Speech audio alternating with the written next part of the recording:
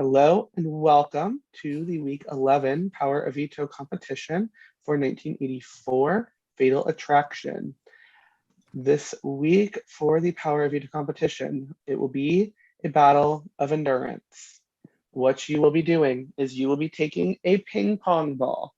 You'll be placing it between two cups and holding the two cups out in front of you for as long as possible. Your fingers and hands are not allowed to grasp onto the cups at all. They're only allowed to be putting pressure onto the cups. So you'll have the lips of the cups against each hand with the ping pong ball touching the bottom of each cup. The last person who is still standing will win the Power of Veto. You must be standing for this competition. I think that's all I have. So if you guys want to get into position for us, or if you have any questions, let me know. Not this feeling familiar. Have you done this comp? We did an ascendant. Oh, yeah, you did. Yes, yeah, the group. Yeah. Mm-hmm. A similar version. This is an individual version of it, huh? Yeah.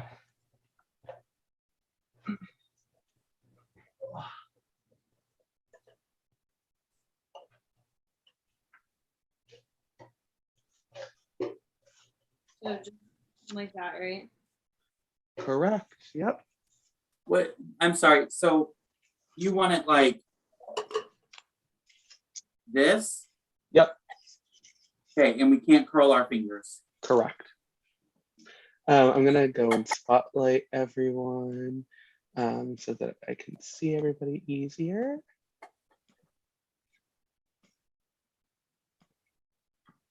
Makes my life a lot easier. Okay.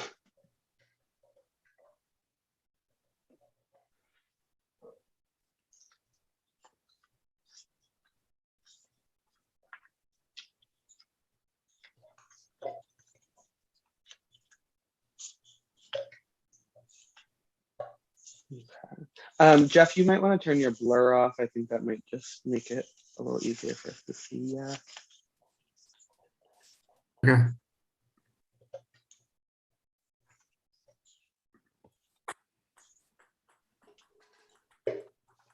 And then Drew, when you get started, we'll probably have to have you turn so that we can see your cups. So we probably need like a face on view if possible.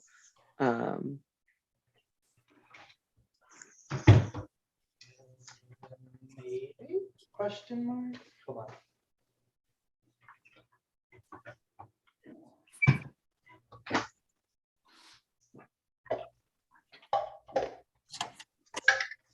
I don't know if I do that bit.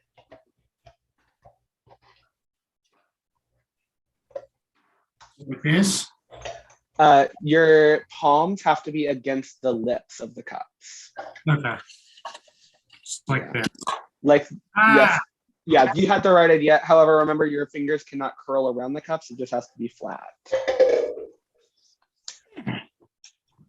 Damn it. Give you guys just another minute or two. We'll get started.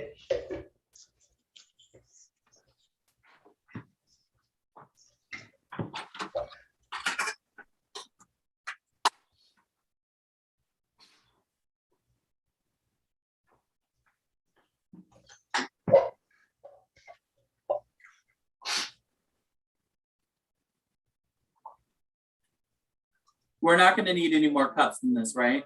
Nope. Okay,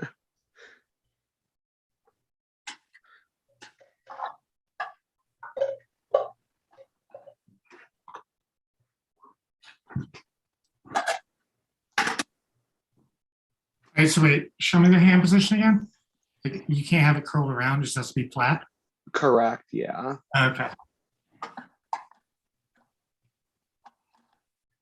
Okay. If everybody could start getting into position for me, I'll start counting you down once it looks like everybody's ready.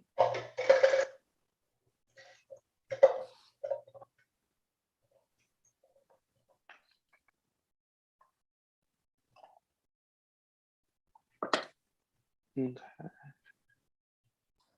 Okay, we will be live in 5, 4, 3, 2, 1. We are live. Good luck. Drew, make sure your fingers aren't curling around. You're good.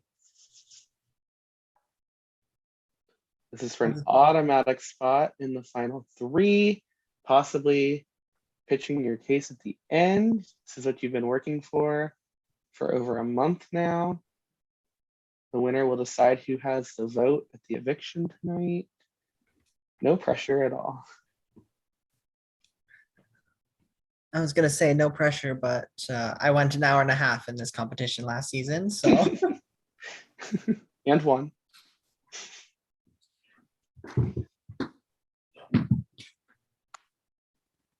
Michael, I feel like you used up all your one-liners in the first minute of this competition. I mean, I can come up with some more. I was gonna say, let me just tell you, it was a quiet competition last season. Stood there for so long, not saying anything to anybody. The way I have to blow my nose right now. Well, good luck. At least I peed before this competition.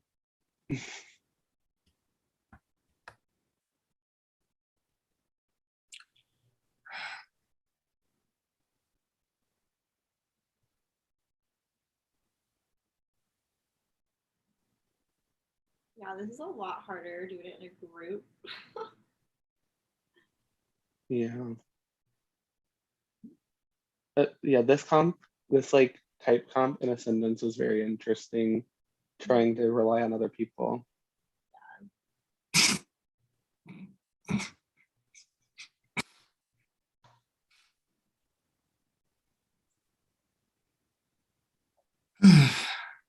How's everybody's day? Mhm. You guys have been going for 2 minutes.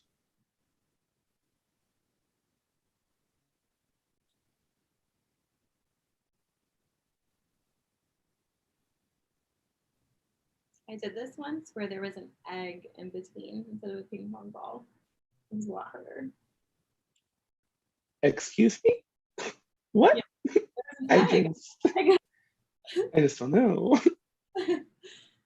Personally, I'm already preferring this over the whole balance a egg on the end of a spoon out of your mouth competition. Oh, we did that in season 8 and it lasted like 5 hours and 45 minutes. I had the, I was over it. I mean, my oral skills aside, I think that I should have done better than the 12 minutes I did, but I was like, That is our endurance record if anybody wants to try for it. 5 hours and 40 something minutes. We can stay here till 4 a.m. if you guys want to, but I'm trying to cut deals after 30 minutes.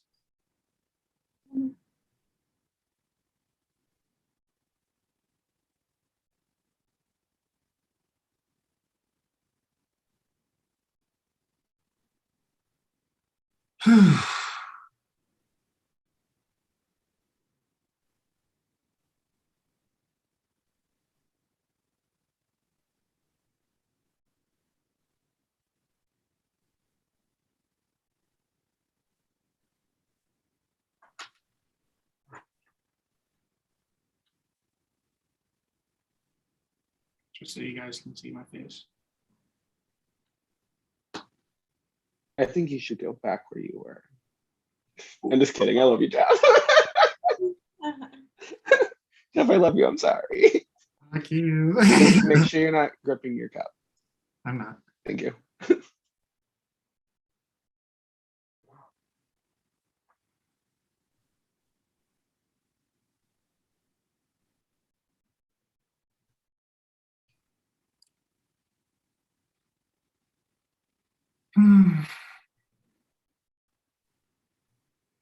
Chad, where are your friends to do this challenge with you?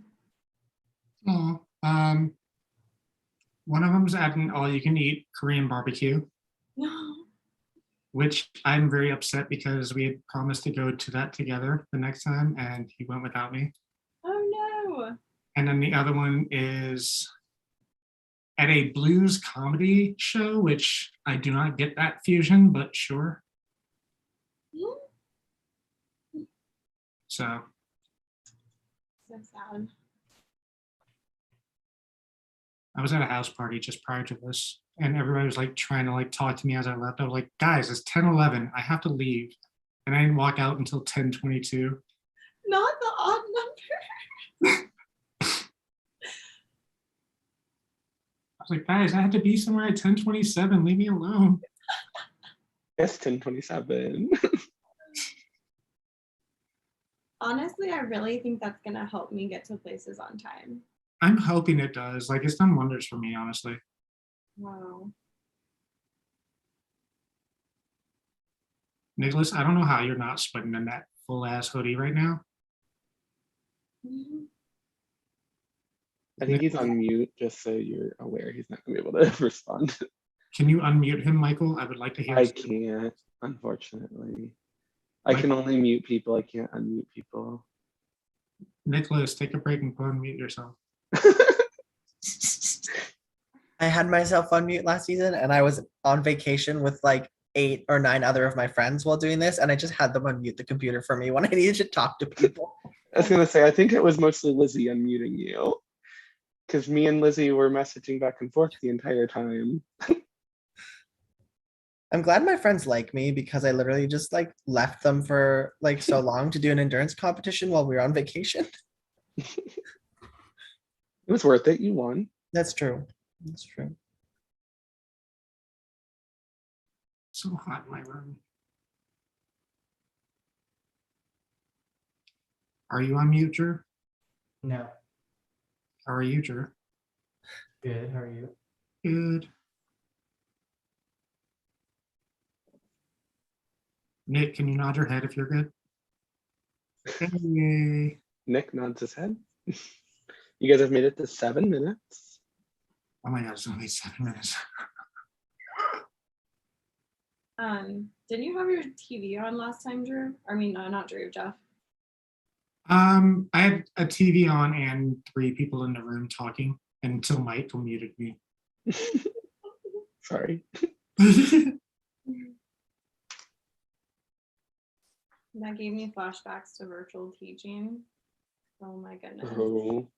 Constantly. Mute. You're mute. Okay, now I muted you and now you're muted. Let me unmute. It was just back and forth. I did not ever have to like teach virtually at all, but I had to be in the daycare with like 12 children that were doing virtual learning. Like that was nuts because it was like however many different classes. Some of the kids were in the same class, but they both got on separate Zooms and then didn't have headphones, so you could hear their teacher twice. That was beautiful. That was about a year ago now, and it still makes me cringe. That's a fun time.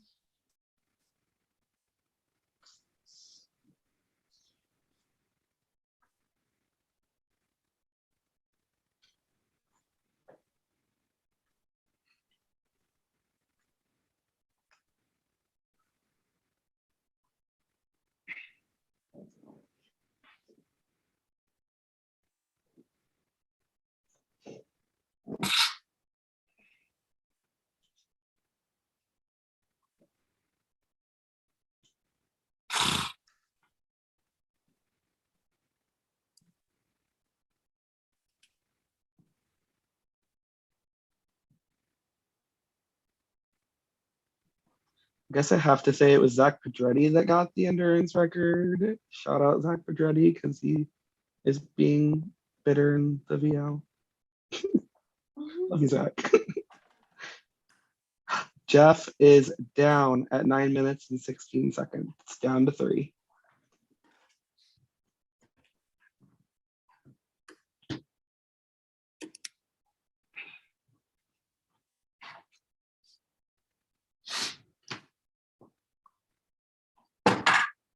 Like a duck.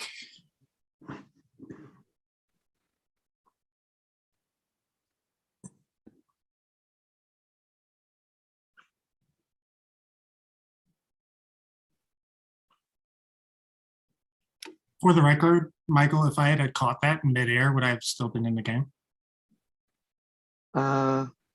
I mean, seeing as you're like not supposed to grip the cups, I don't know like how that would have happened without you gripping the cups. Magic. Mm. I think I will be able to gift that though if you want me to. It looks pretty cool in the replay.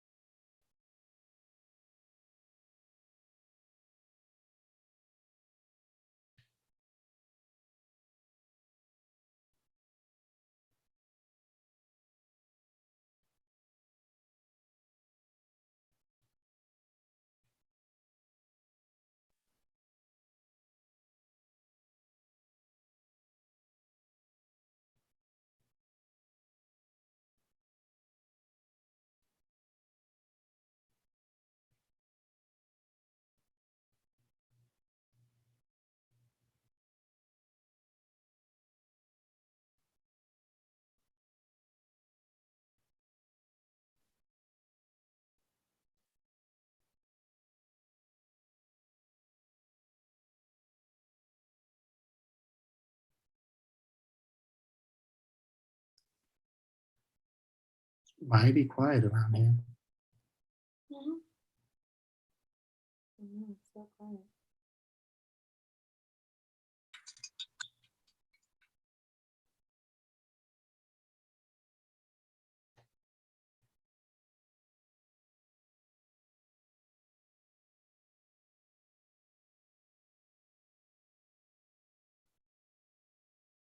I will say during that soda bottle challenge, Glow really made the time go by quickly.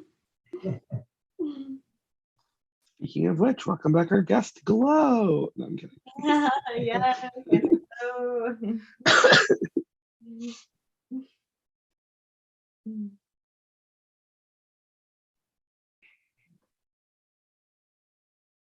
One of you will get to see Glow very soon. Not me. Yeah, not you.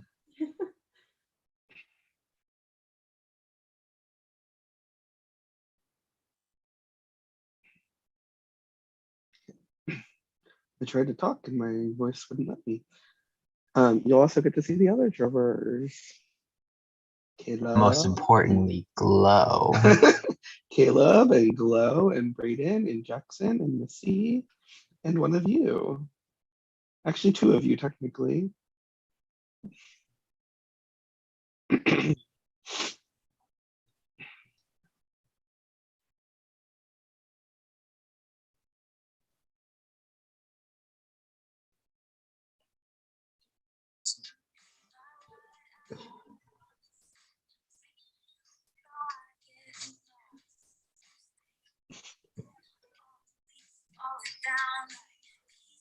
Is that Jeff or Zach playing that?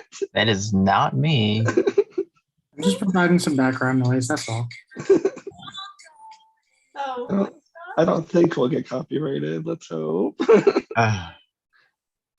I've never got copyrighted for music before, so I don't know how like the music videos didn't get copyrighted. Like I don't know how like you evade those types of things, you know? I don't know. there's some. So in season 2, I was gonna use a song for the intro video, and it got copyrighted. It was by The Weeknd. It was actually the song I used for the promo for this season, but for Oh. this season I used the like cover of it. Like I had made the intro video specifically for that song. Like it looked perfect, and then I had to change it because it wouldn't even let me upload the video at all. Right. But like that's the only song I've ever posted that it wouldn't let me even post it like unmonetized or anything. Like I don't, but my videos aren't monetized at all because I don't have enough like subscribers or whatever. But most videos I'll just say that it's unmonetized. Whereas that one, like you couldn't even post it like on unlisted, like nothing. Are you saying you don't make bank from 1984? Eventually we will, I'm sure. Oh yeah. Eventually. If anybody wants some 1984 merch, go to teespring.com/whatever. I can link it somewhere if you ask me. Oh my god, where's my free merch? Zach, I tried. You never told me what you wanted or give me your address. The day I give someone over the internet my address is the day I move my house. I also could have sent you the money to buy it. And you know what? It's just all too complicated for me. I don't. Technology scares me. How long ago did you win now? It's been quite a while. It's been so long. It's been like 10 months. Goodness. Maybe I'll get the free merch after all. We'll talk. We'll talk. I don't know if now's the best time. My bank account doesn't look very friendly right now. Oh, I mean, the last thing I want to do is put you into debt over a sweatshirt. Well, let me know when the checks from 1984 YouTube account start rolling in, and we'll Okay, talk. I'll check in with you in about 10 years. You won 37 weeks ago. Oh my god. It doesn't give me the like Facebook is annoying and like won't give me the actual dates if it's far back enough on my phone. But I would go to the comments and it said 37 weeks ago. So Damn. whenever that was. And it was like March like 10th or something, give or take a few days. So Yeah, I think you're right because our like April Fool's like post went up just a little bit after that. well, I know that the season started like February 7th or something like that. Or Mhm. the 5th. Maybe I think it was the 5th, maybe. So Oh my god, why am I on fucking camera? Hello. You're It fine. always camera It every doesn't show up on the stream right now because I have them spotlighted. Oh, cool. I have been playing. I was on Roblox. I was playing Squid Games on Roblox. It was so much fun. I got to the final round and then died, but whatever. Oh no. Yeah, it was fun. You just say the other day how you do good at that. What? Oh my god, like getting second place. Yeah, hi. Caleb getting second place. What is this? I'm shocked. Yeah, I survived. It's like okay, the first game. It's like literally just like the movie. It's so much fun. Oh my gosh. Oh my god, throwbacks to this competition. Michael. Caleb, you weren't the one that stood for an hour and a half. No, I know. I was pissed because I only made it like 5 minutes. You guys have reached the 21-minute mark. oh my god, someone drop. No, actually, if already- y'all want to go for hours, I will be here all night. Whoever said that, I already dropped. Okay, so you're welcome. Oh, and you know what? I love you for it, but we gotta get this going. Are we going for a new record? Zach Bergetti who? Brian Spencer who? Imagine making a good endurance. Can't relate. Justin Holmes was gonna. Oh shit. We should have Oh, done a oh, wall oh. set. Oh, I love wall sits. I can do those, but I can't. I'm too shaky. Wall Michael, sets you- are banned from this game. Every single wall sit in this series has had something go wrong with it in some way, shape, or form. Yeah. I hosted a wall sit challenge one time, and like everyone not in the challenge was like, "Oh, they're not having proper form." And Mhm. it was just- Oh, if you want to have your PMs blow up, just host a wall sit yeah, competition. literally. That's Shout out fair. to Matthew Papa. But at the same time, the wall sits have given some of the, like the most like funny moments ever. Like with All Star, wasn't it All Stars with Lee? All Stars, the wall sit lasted about like 2 minutes total. That's it. And Lee was like the obvious target, and he dropped first. And then in the thumbnail of the video was Lee already down. And then in Zach's season, we did a wall sit, and it lasted over an hour. And we told them they could no longer touch their arms. And Kennedy and Austin were about to make a deal, and then or for Austin to win, and then Austin touched his leg with his arm. What was I I gonna say? mean, his form was questionable for the entirety of the hour. So I mean, everybody's was. I was when Garrett was the only one doing it right, and of course Mhm. Garrett fell When way Garrett before them dropped, I because was like, no. it was so stupid because it's like the Well, thing is like he was doing the right form, so he was doing it like so he had like twice as hard of a time as the others because they all had like broken form, so it was easier for them. So of course he's gonna like lose, and the way he like collapsed to the floor, he has his shirt off, and he just like falls there on the tile floor in front of the camera. Like it I was, feel it like was a moment. Kennedy's form wasn't like terrible, but her pants matched like her desk or whatever, and so you couldn't tell.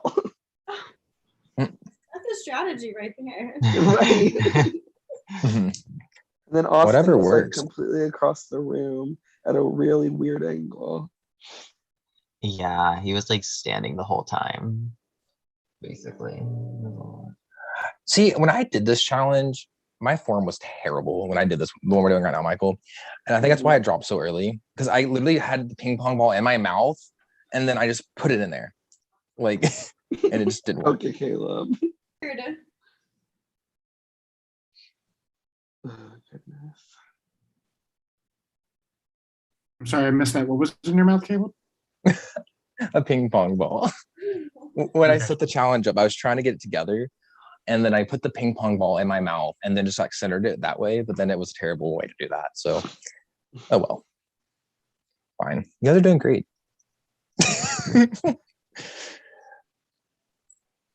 I keep getting flashbacks. Shout out to Jabbar, season 2, Jabbar and Luke. Caleb, we were talking earlier about how somebody's joining the fourth place club with you and Josh and Keaton and Jabbar and others.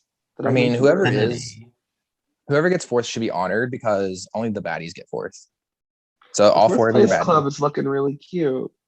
It's a really Fourth good place club. is kind of cute. There's Kennedy. Shout out Miss Julia Rowe. We love Julia. La, da, da, da, da, da.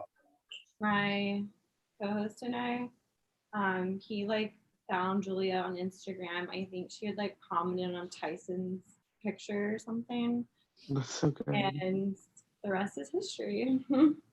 Fun. Julia icon. Are there any Big Brother games casting right now? Because I kind of want to play one. Instinct just had their apps open, but I've already played. I think- played in the first season. Yeah, I think they just closed though anyway. what did you Um, get next season, Caleb? They just started. Huh? What did you get? I got 7th. Oh, kind of a flop. I don't know though. I was the main star of that season. Until I got evicted. Unfortunately. Drew knows. Drew knows. Oh, I do. But I got in a house fight almost every round. So Oh, he did. And I Caleb didn't- played 1984 so different than he played Instinct. My favorite comment you make, Drew. Oh, I do. I do. Well, never mind. I can't say too much. Well, here's the thing. I'm someone that didn't do shit in PMs. I called it out in front of everybody. Oh, he did. And I forced him to go to PMs. When he tried to call me out in the house chat, that was not about to happen.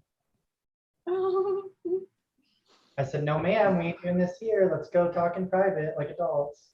Well, You guys to be have fair, now made Betsy, it to 27 minutes.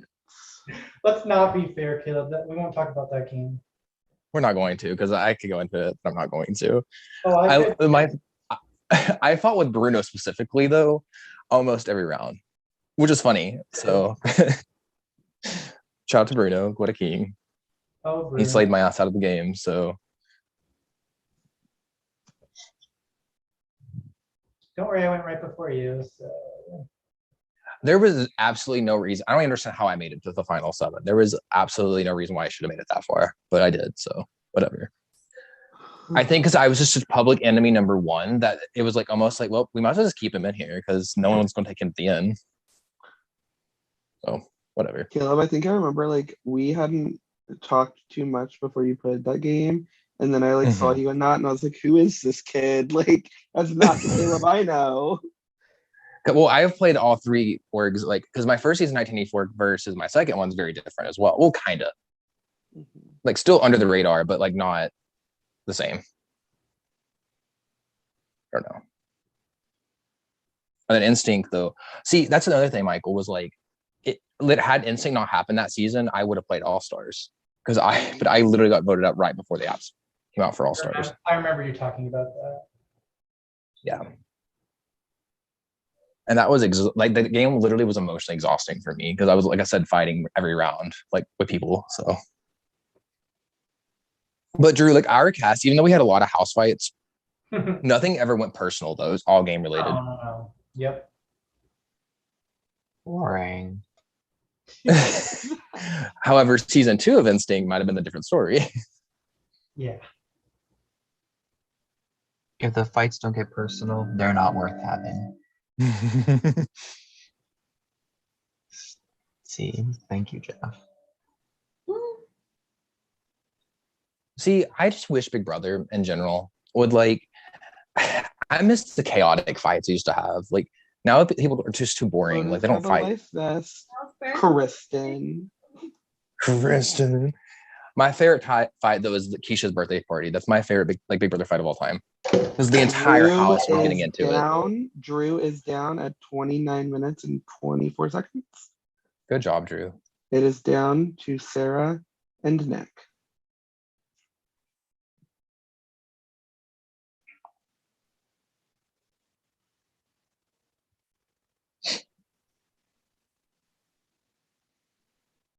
Oh, my daughter's birthday, Jeff said.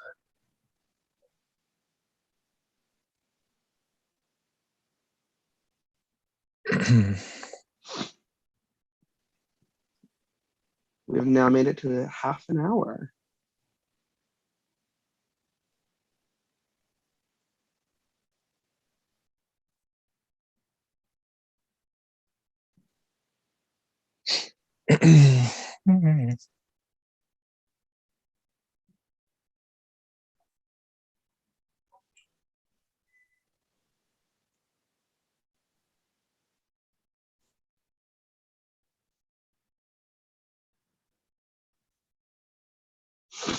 That's crazy to think about.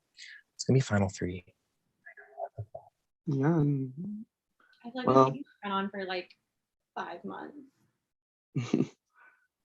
I would say I a few feel like- minutes, but I don't know. These people like to last a while in comps. We could True. still go another 5.5 hours. I mean, if you want to be up till 4:30, that's fine. Just send me a DM and let me know. Like, I'll just watch the winner at the end. I'll see the post. I sat here until probably 6 a.m. Maybe not 6 a.m. Like 4:35 a.m. with Zach and Brian, and I had people in my PMs the entire time. I watched. Michael, the I whole feel like thing. you'll never do that again. I'm so bad at interrupting Zach. Talk, please. to quote the great Tatiana, choices, Michael, choices. I would never host that competition because I feel like it would go on forever. That's a hard comp to like adjust to, because I let them sit down, but like it's hard to go into a standing position once you're sitting down doing that comp, like camera angle wise. Mhm. I should have made them stand, but I just wouldn't want to clean up an egg off the floor.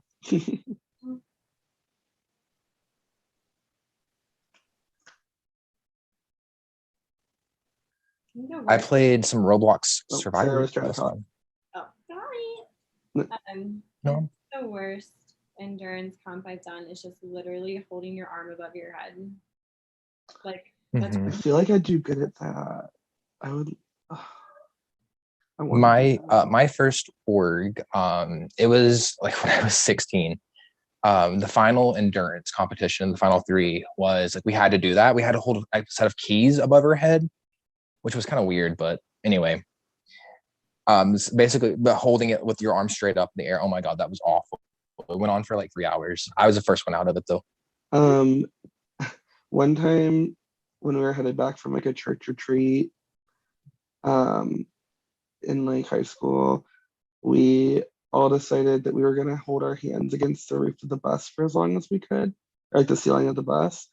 And me and one of the pastor's daughters were the only two that made it the whole ride, like the whole like hour-long whatever drive. And they had to, like, we were both so stubborn that they had to pull our arms off at the same time so that neither of us could say we won against the other. endurance comp. That's fun. Endurance Mhm. Did Ascendus Live do a lot of endurance, Michael? And Sarah and Nick. Okay. No. Not really, because like with the timeline, you can't really do much endurance. Mhm. I think Well, the the first comp, competition you all did was the first yeah. comp was the only like real endurance thing we did. But yeah, with the timeline, it's really hard to do endurance in a live game unless you do it at like the end of the night. But Right. there's only Or so like much time, and people don't want to stay up that's forever. that's fair. Mhm. Now people staying up late was not the issue though. Oh no, people stayed up late. I feel like I wouldn't sleep in a live game because I'd be too paranoid. Yeah, that's what happened. I got lucky.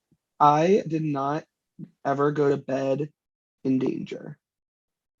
That's fair. So that was nice. But you were also like third boot or fifth, fourth boot, whatever it was. Sorry, that was mean. Caleb, you could have like waited another statement or two before you dragged him that hard. Damn, girl. So hates yourself. I do that It's a lot. okay. Just I got screwed over, so I'm not too upset about it. You really did though. Like your way out was really dumb, but whatever. You guys have made it to the 35-minute mark. Well, Michael won most robbed creature, right? I don't know if I technically did, but like in the touchy subjects, I still got a touchy subject. I got like who You did that. didn't deserve to go home as early or something. I think I got a touchy subject, and there were some jurors that didn't. Very The true. weirdest competition I watched was the balloon competition because I felt so bad, Michael, because you had to have keep blowing that shit up. PTSD. I didn't care about blowing the balloons up. It was passing them out, knowing that I was like getting targeted. I should have just like either never blown a Lied. balloon up or just told them to drop. Hmm. But oh well. It was just so hot too. Like that was the worst part about that challenge. Yeah, I wasn't even in the sun because of passing out the balloons, but like my hairline was on fire. Yep. Yeah. And Destiny had that sweater on. That was just smart thinking. I would have like died though from heat exhaustion. Des- yeah. Shout out to Destiny Doppler. Honestly, like my favorite confessionalist of that series. Yeah. Like for me, I think my favorite confessionals were from Destiny and Peyton. I think they were confessional gold. Yeah. Agreed. No spoilers from like the recent rounds though, please. Yeah, I haven't watched it since like like long ago. I just for me, I'm such a you know me, Michael. You know, my brain cells pops from like boom, boom, boom everywhere. So I get bored easy. So I have to like watch something constantly, like boom, boom, boom. I'm better at binging than I am for waiting a series out. I totally get that. For sure. I think that's why I prefer Big Brother because I'm such a like high energy, like I want to know what's happening now kind of person, so I can watch it live. I like Survivor and Big Brother, but I used to like binge Survivor and Big Brother seasons all the time, but now I feel like I've watched all of them that I want to watch at this point, and so it's hard to do that now. But Go to International Survivor. I have considered that. I definitely have considered that. I watched a season of the Australian Survivor. That was really good. I will say that. I prefer it over the American one. Yeah. I also don't have as much time to binge things anymore because when I was binging, I was in college. So now, like, I just have my weekends and my evenings, but my evenings are all taken up with 1984. So, Right here. South African Survivor season 8, the most recent season, is probably in like my top 5 seasons of all time Survivor. That's awesome. check it out. I think it's so cute though, Sarah, how your husband got you into Survivor, and then now you're like probably like the bigger fan of it. Yes. Has Tanner ever played any orgs? Oh no. Do you think he would? He's like, I would play a mini with you and vote you out. Aw. Yeah. I was going to say maybe a mini where it's just like a one night kind of thing. Yeah. Do you think you could ever convince him to play a game? Like an org? Unless like it was a blood versus water and he had time to do it, because I did play blood versus water and he was gonna play with me, but like he's really been busy with work recently. So I just got my best friend in real life to do it with me. And then she went out like really early and then Oh no. can't really get the whole blood versus water thing, but it's okay. Yeah. I thought about hosting like a rapid Big Brother org where it's like a week org maybe kind of thing. I think that'd be better for me. I've just thought do, like, about rapid rounds. I've thought about doing a season where like every round was a double. So like it would play like a normal season type thing, but every time there was an eviction, there was also a live night eviction. So it would go like twice as fast. So instead of like lasting a month, it would last like 2.5 weeks. So you could even do like 18 to 20 people if you did that. Yeah, I guess. Yeah, I guess you could. It would be hard, like if we would do that for 1984, it would be like hard to decide if that was like a real season, like a whatever, because I guess it is different. I feel like that's harder, to be honest, because in the live round, you don't have that much time to like save yourself. Like for me personally, I struggle the most during like live rounds because I don't have time to campaign for myself.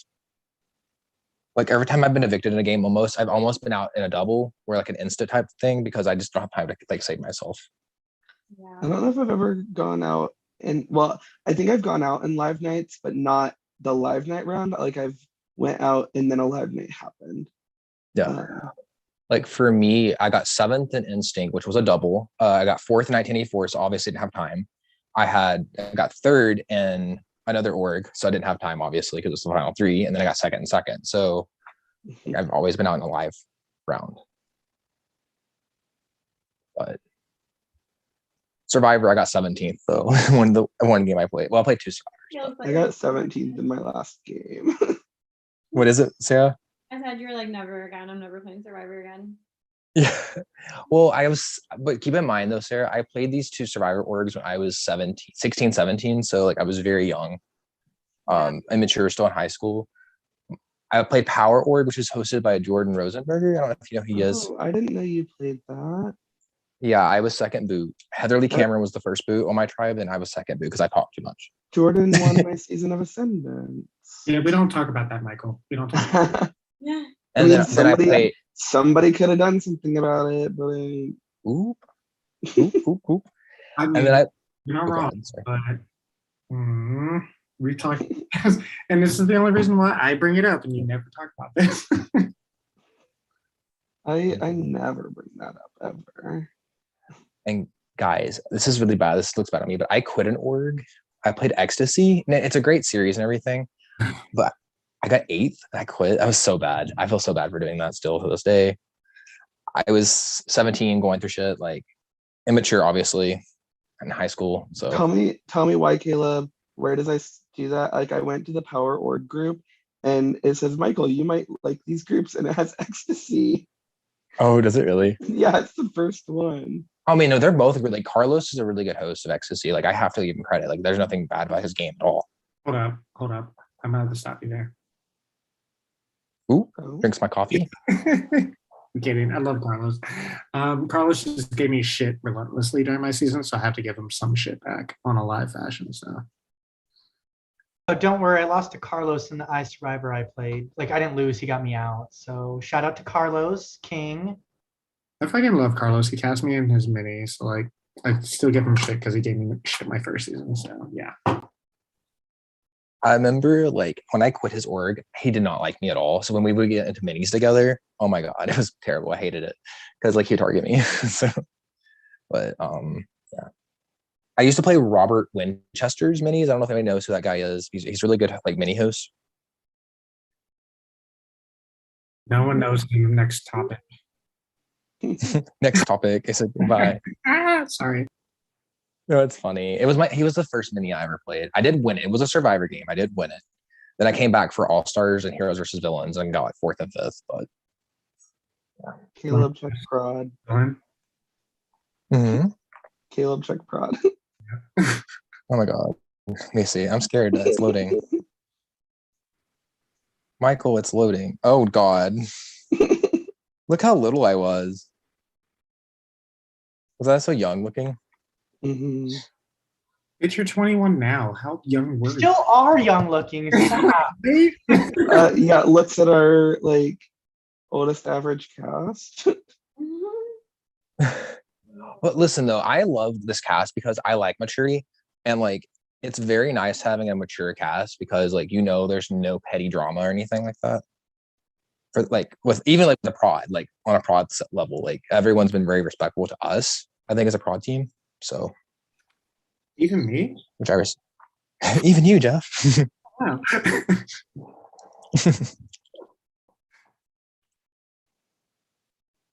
Yeah, the last Sarah we had was 13. Michael, Shout that out was a to choice. season That was one. Okay, it wasn't my fault. Mm-hmm. But like, look how you've evolved in terms of like your hosting level and like your production level, and I just feel like it's very. Oh, if season 1 Michael could see me today, he'd be so like even jealous. season 2 though. Yeah. Like even though season 2 was a great cast, Like you on a production level, I think's improved a lot. Oh yeah. Season 2 was so good though. They were all memories. You guys have now reached the 45-minute mark now. Oh wow. Sarah said, I'm just gonna fall asleep. Imagine if someone fell asleep in an endurance comp and just like stayed in that same, because technically your body like paralyzes itself. So like you could just like stay in one position asleep. Didn't that happen to Sarah the last endurance comp? Her arms just locked up. She just kind of fell into this stoic position where she did not move for an hour straight. Funny. The competition I wish Big Brother would bring back is my god, what's it called? The one where they have to hold the button. Pressure cooker. Pressure cooker. Yes, I They feel like only that's did that one time, didn't they? and BB6. Yep.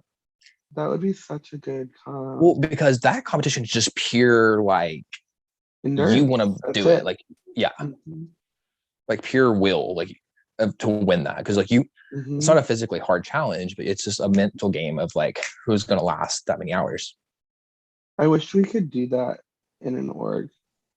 I think we You can probably maybe do it in a could. live game. Like we probably could do that in an org in like when quarantine was happening, it probably could have been a thing when like nobody was working. But I feel like right Mhm. now it would just come down to who has to go to work first. Basically. But you could also say like people have to stay on cam and like not move from their spot. So like if they have to go to the bathroom, like good luck, bestie. Yeah. My friend who's on Twitch, she one time did a competition for money. It was like $10,000, I think, something around that price range. And they had to stand on camera and they could not sit down and just had to stand. Like they had like one bathroom break, I think, 1 or 2 bathroom breaks they were allowed to do. And then when I got to the final 2, they had to stand on 1 foot. But the guy that won like was like a yogurt, not a yogurt, oh my God, a yoga instructor or something like that. So he obviously was the last one standing. Goodness. That would be so boring. What is it? That would be so boring, like just standing there. Right. But like I think people can like pay things to like make people do things or something within the thing. I don't know. She got like 6th or 7th out of like all like a ton of people. I don't remember how many it was. It was a lot. I tried to get Lexi to play this game so bad, Michael, but she's so busy. You know what I'm talking about, Michael? Lexi Jane? No, not Lexi Jane. My friend, like my real life friend, Lexi, the blonde. Oh, Like okay. looks like a model. Yeah, you should have sent a picture of her. Yes. Yeah, she would be a social legend. I think she'd be good in a live game. Maybe I should try to recruit her for a live game. Wait, I'm not even on prod. Never mind. Sorry. I mean, will tell somebody to apply if you're not on prod.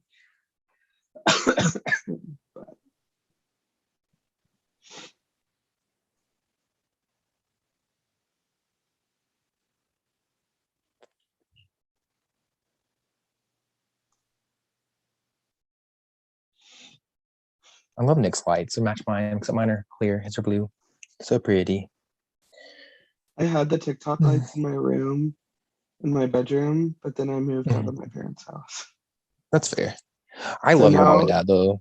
My dad took my room and still has the lights up, I'm pretty sure.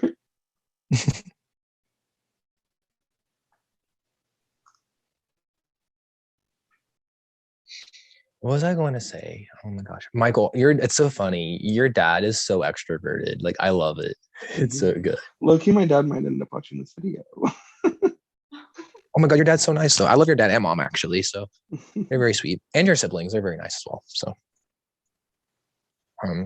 But he never mentioned you in that, Michael.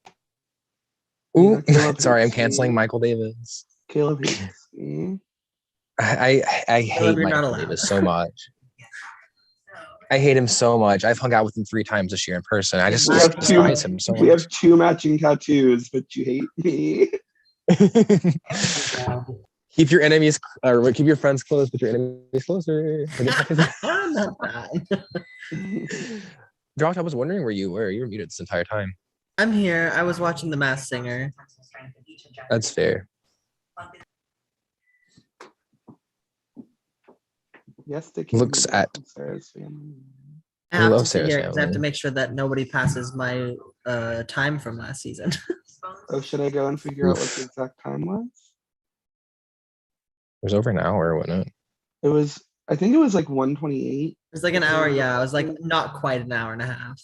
Oh my god, Josh, I remember watching that and I was like praying that you were gonna draw. I was like, I cannot let him have HOH just because if that would have happened, I would have been safe that round 100%. I wouldn't even had to win veto that round. Yeah. I mean, I am glad I won because I would have been on the block if I hadn't. Yeah, he would have done you and Madison, Yeah. but you would have been safe Which though I mean, because to I be would have fair, won. he did that the next round. So Right, I would have won the veto, so noms would have stayed the same, and you. I don't know though. I might have evicted you over Madison. I don't know. No, I would have evicted Madison. I would have evicted Madison. I won. So Then you could have won the HOH at 5. which I probably All the would what have. ifs again. I'm really bad for I those. We feel have. like I feel like I've heard every edition of Rewrite the Stars. Every If, possible edition of it. if it's not from Josh, it's from me. Exactly. No, it's definitely always from you. I just join in. Oh, goodness. See, well, I just talk a lot, so eventually that conversation will be brought up. It is fun to theorize. I will give you that. That's my 6th wing coming out though. Yes, it is. It's around.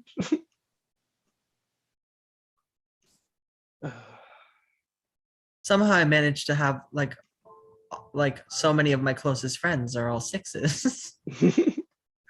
waves from the bench with me and Lizzie.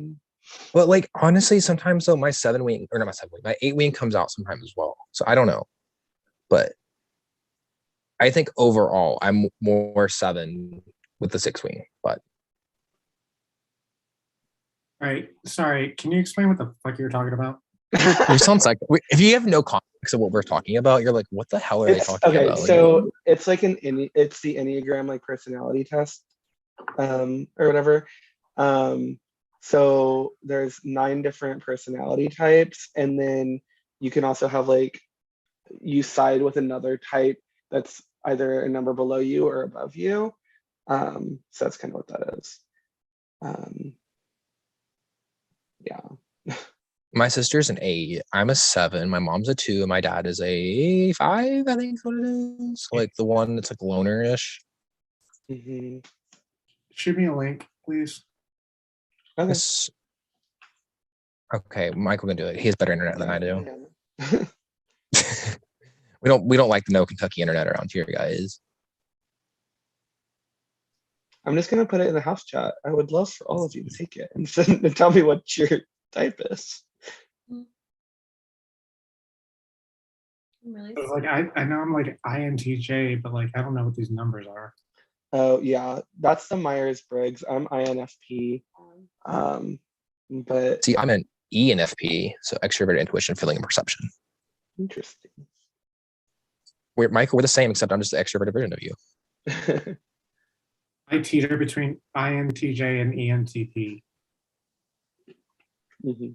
That's fair. ENFP. For me, though, you're an ENFP as well, Sarah. Yeah. Yes, Sarah's. Okay, that's so good. I think I'm ESF. Yeah, They Josh, I used to think be we, ESFJ, we but my only J and P share- switched, I think. yeah, Josh, I think we only share like one. Yeah. Or maybe it's 2. I don't Yeah, I'm definitely ESFP because I used to be ESFJ, and then now it switched for some reason. know.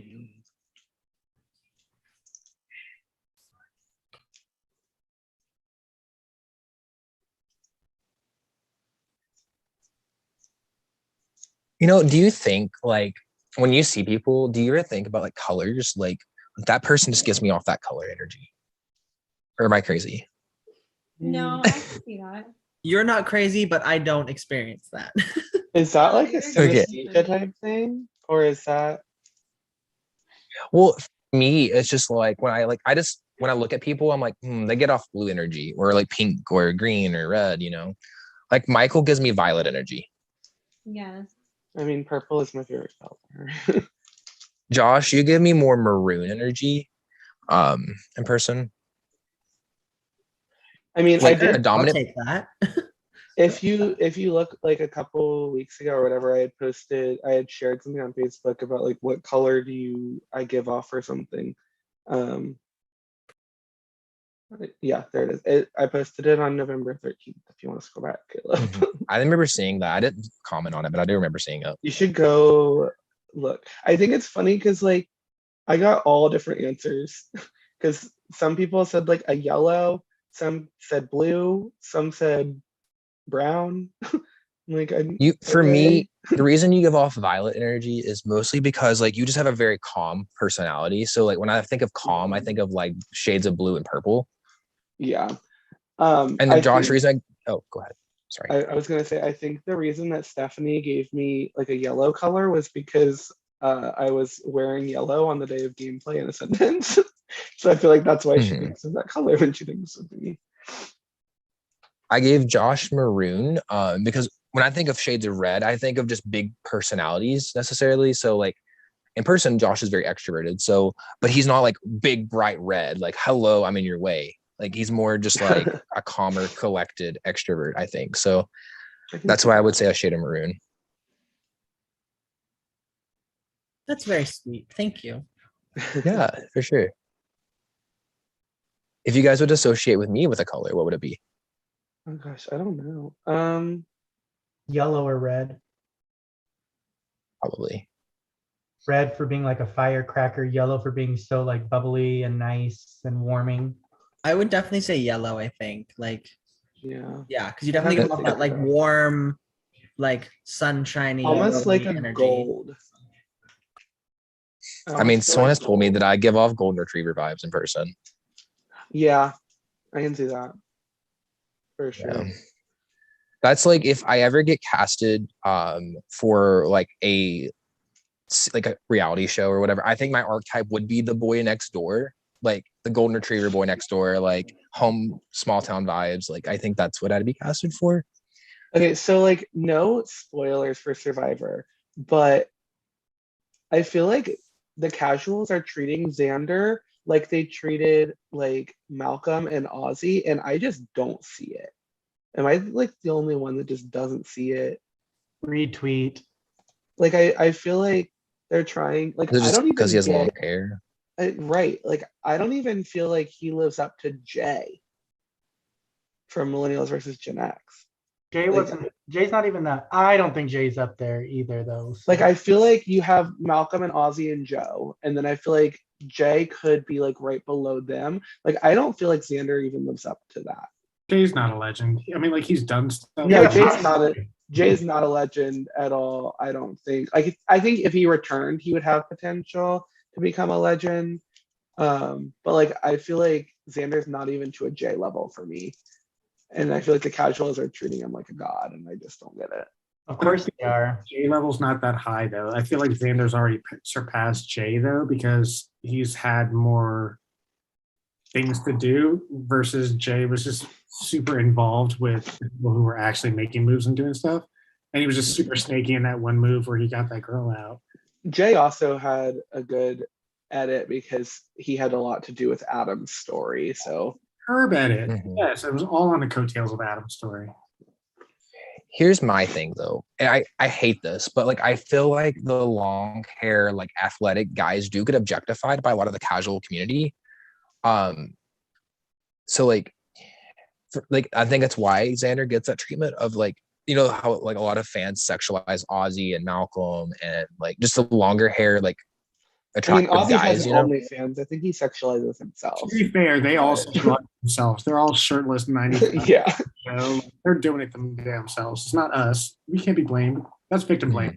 Don't victim blame. I feel like of the three of like Malcolm, Ozzy, Joe, I feel like Malcolm was my favorite because he had the most potential to like actually win the game. Like he had the best strategic abilities of them. Like I feel like Joe and Ozzy were really just like, let me win out. here's my thing with like, especially with Survivor, I feel like winning out isn't a really like a. I would be more impressed by seeing someone like not have any immunity wins and then make it to the Really quick, finals because we are reaching the hour mark now. But yeah, Caleb, I agree. Winning out's not like in a Survivor game. I feel like winning Mhm. out is not the best. But like Mike, we about this a million times, but I want to say it again. Like, for example, Gavin, who had literally 0 votes against him, literally, lost Gavin should have won. over Chris Underwood. That's like my last season I watched of Survivor, actually. Absolutely. But Victoria needs to be brought back. She was the stealthy like assassin. I loved Victoria. I loved Lauren O'Connell. Mhm. Like, oh my gosh. I like Lauren Rimmer. I don't know what you're talking about. I all the Laurens, Lauren Rimmer, Lauren O'Connell, Lauren Beck. Like if we could just have a Lauren season, I would be happy. Honestly, a Natalie season too. Like I want to see Natalie Bolton Really? come back and play. Like All the that'd be so Natalies good. can come back.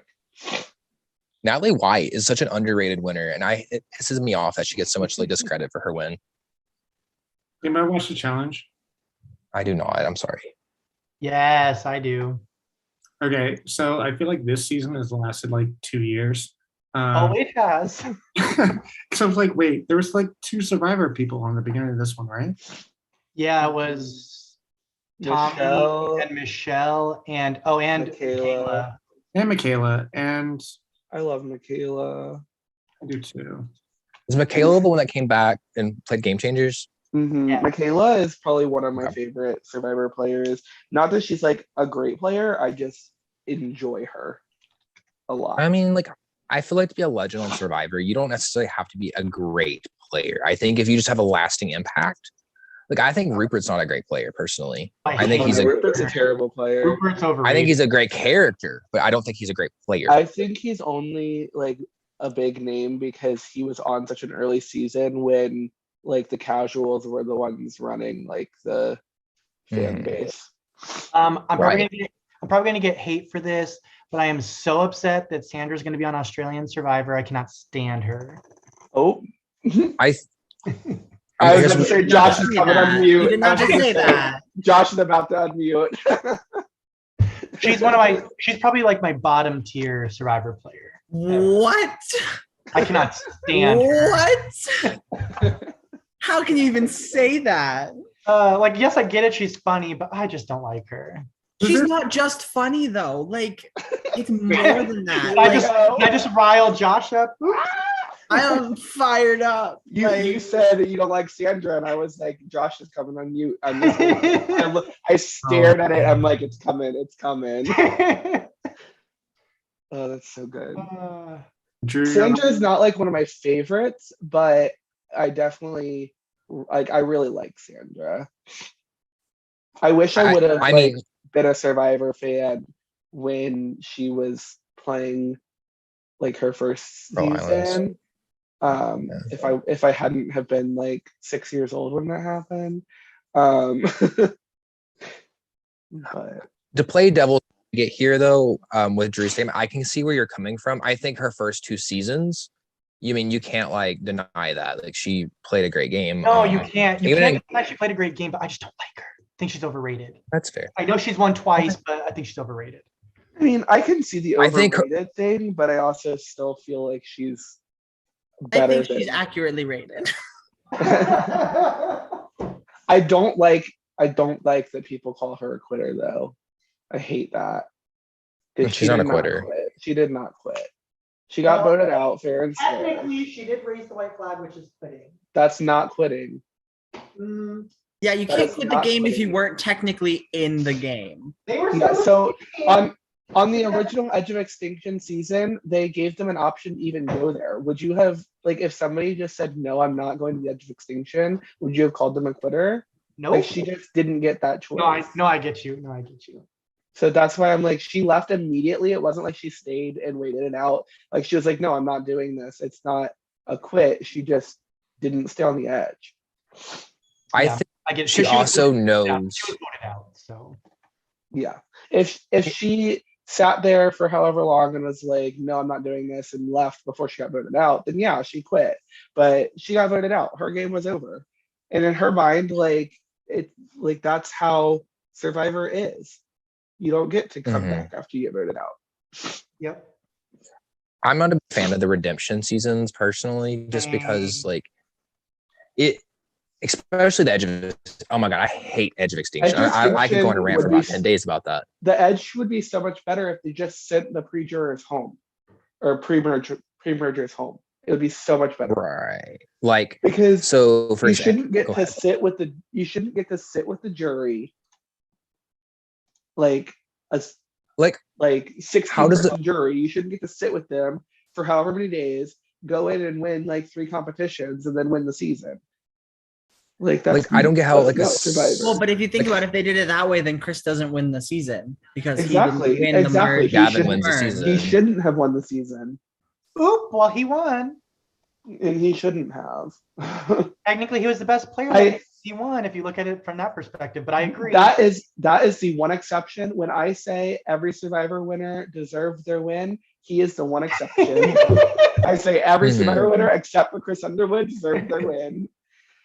I just don't get how someone who got voted out even, third. I would have been even more upset if Rick Devens won though, because I could not stand him. Oh, I cannot stand him either. So The Mhm. casuals made me so upset with Rick Devens. Like it was like, ugh, like my skin Yeah. like crawled when I saw people cheering for him. Mhm. I think the move, and I don't get why Survivor never did that. I think the move is to end the twist at the merge or reset. Mhm. Like Mhm. Redemption Or Island, reset it, I don't yeah. mind, but it doesn't need to, be during the jury phase of the game because like they're Mhm. still sticking around. Like they still get to be Right. involved.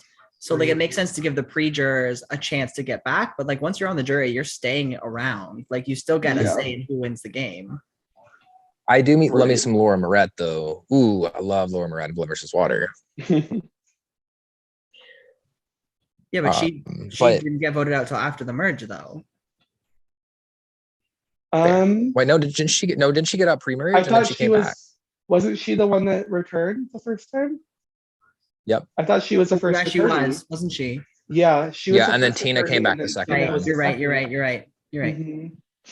That just tells you how long it's been since I've watched that season. That's such a good season, but that would be a good rewatch season. It is. It's I the remember- only season of Survivor my mom ever watched. We watched it together. I wish Josh, Oh. I wish more watching people it. would. I think San Juan del Sur is a great season. Oh, San Juan del Sur is probably. I think it's good. San Juan del Sur might actually be my favorite newbie season. It's definitely in the top 5 for me because I think it's great. San Juan del Sur is probably Unpop- my favorite newbie season, and then Second Yes. Chance is probably my favorite overall season. Yeah. Unpopular opinion, but I think Baylor Wilson is an amazing player. I really Ew. liked Baylor. I do I- not like Baylor. No. I liked Baylor. She's not Mm-mm. like an amazing player, but I enjoyed watching her. Like I personally thought the fact that she kept getting votes every tribal council and then still made the final 5 is impressive. So I liked y'all Baylor, can but like I hate Baylor also, Wilson, but queen shit. I also was But her still in blind my, side was like- really good too by Natalie. So Yeah, I was also still in my like casual days when I watched that season though, so that's probably I where kind a of lot feel my- like Baylor, yes, she like survived, but I don't feel like she really did anything. No, she didn't. but Survivor She is just- surviving. She just survived because there were bigger threats. I wouldn't say Baylor was my favorite, but I was rooting for her when it happened. My the opinion end- might be different if I rewatched it, but I don't know. Here's for me. I always root for the underdogs. So like when someone's so constantly that's why getting targeted, Keith Nail was the best person on the season.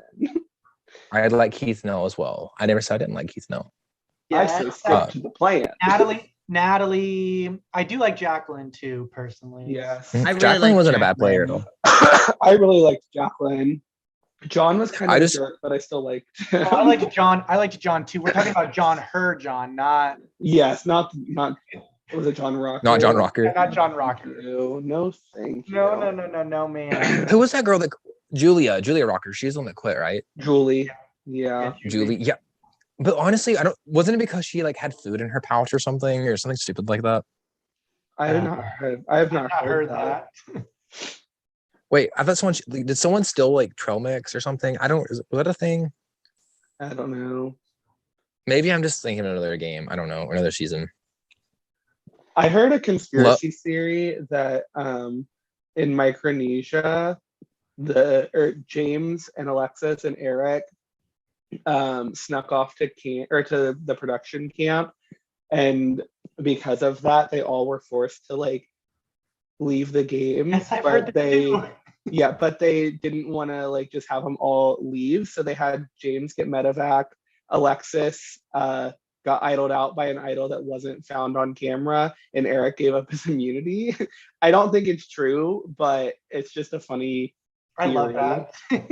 Because like if that was I had mentioned it to Josh, and he was like, "Well, then why did 2 of the 3 of them get?" Yeah, I was gonna returned say if later on?" that I was was just the about case, to say then James and Eric would not have returned for Yeah. their other times. Yeah, Yeah. I was about to say. But it's a really Alexis is funny another theory, player that though. should be back.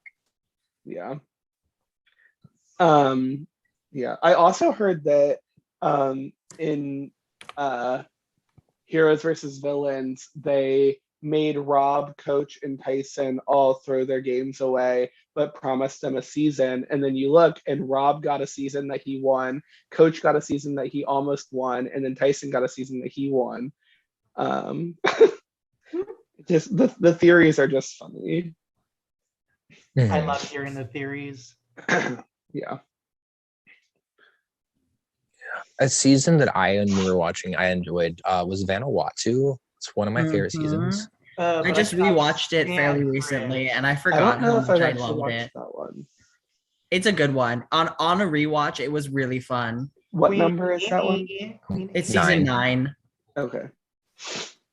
But I personally have an attachment to Vanuatu. That was one of the first seasons I watched, and all of my current like close friends, one of them of which was in the 2-liter endurance challenge.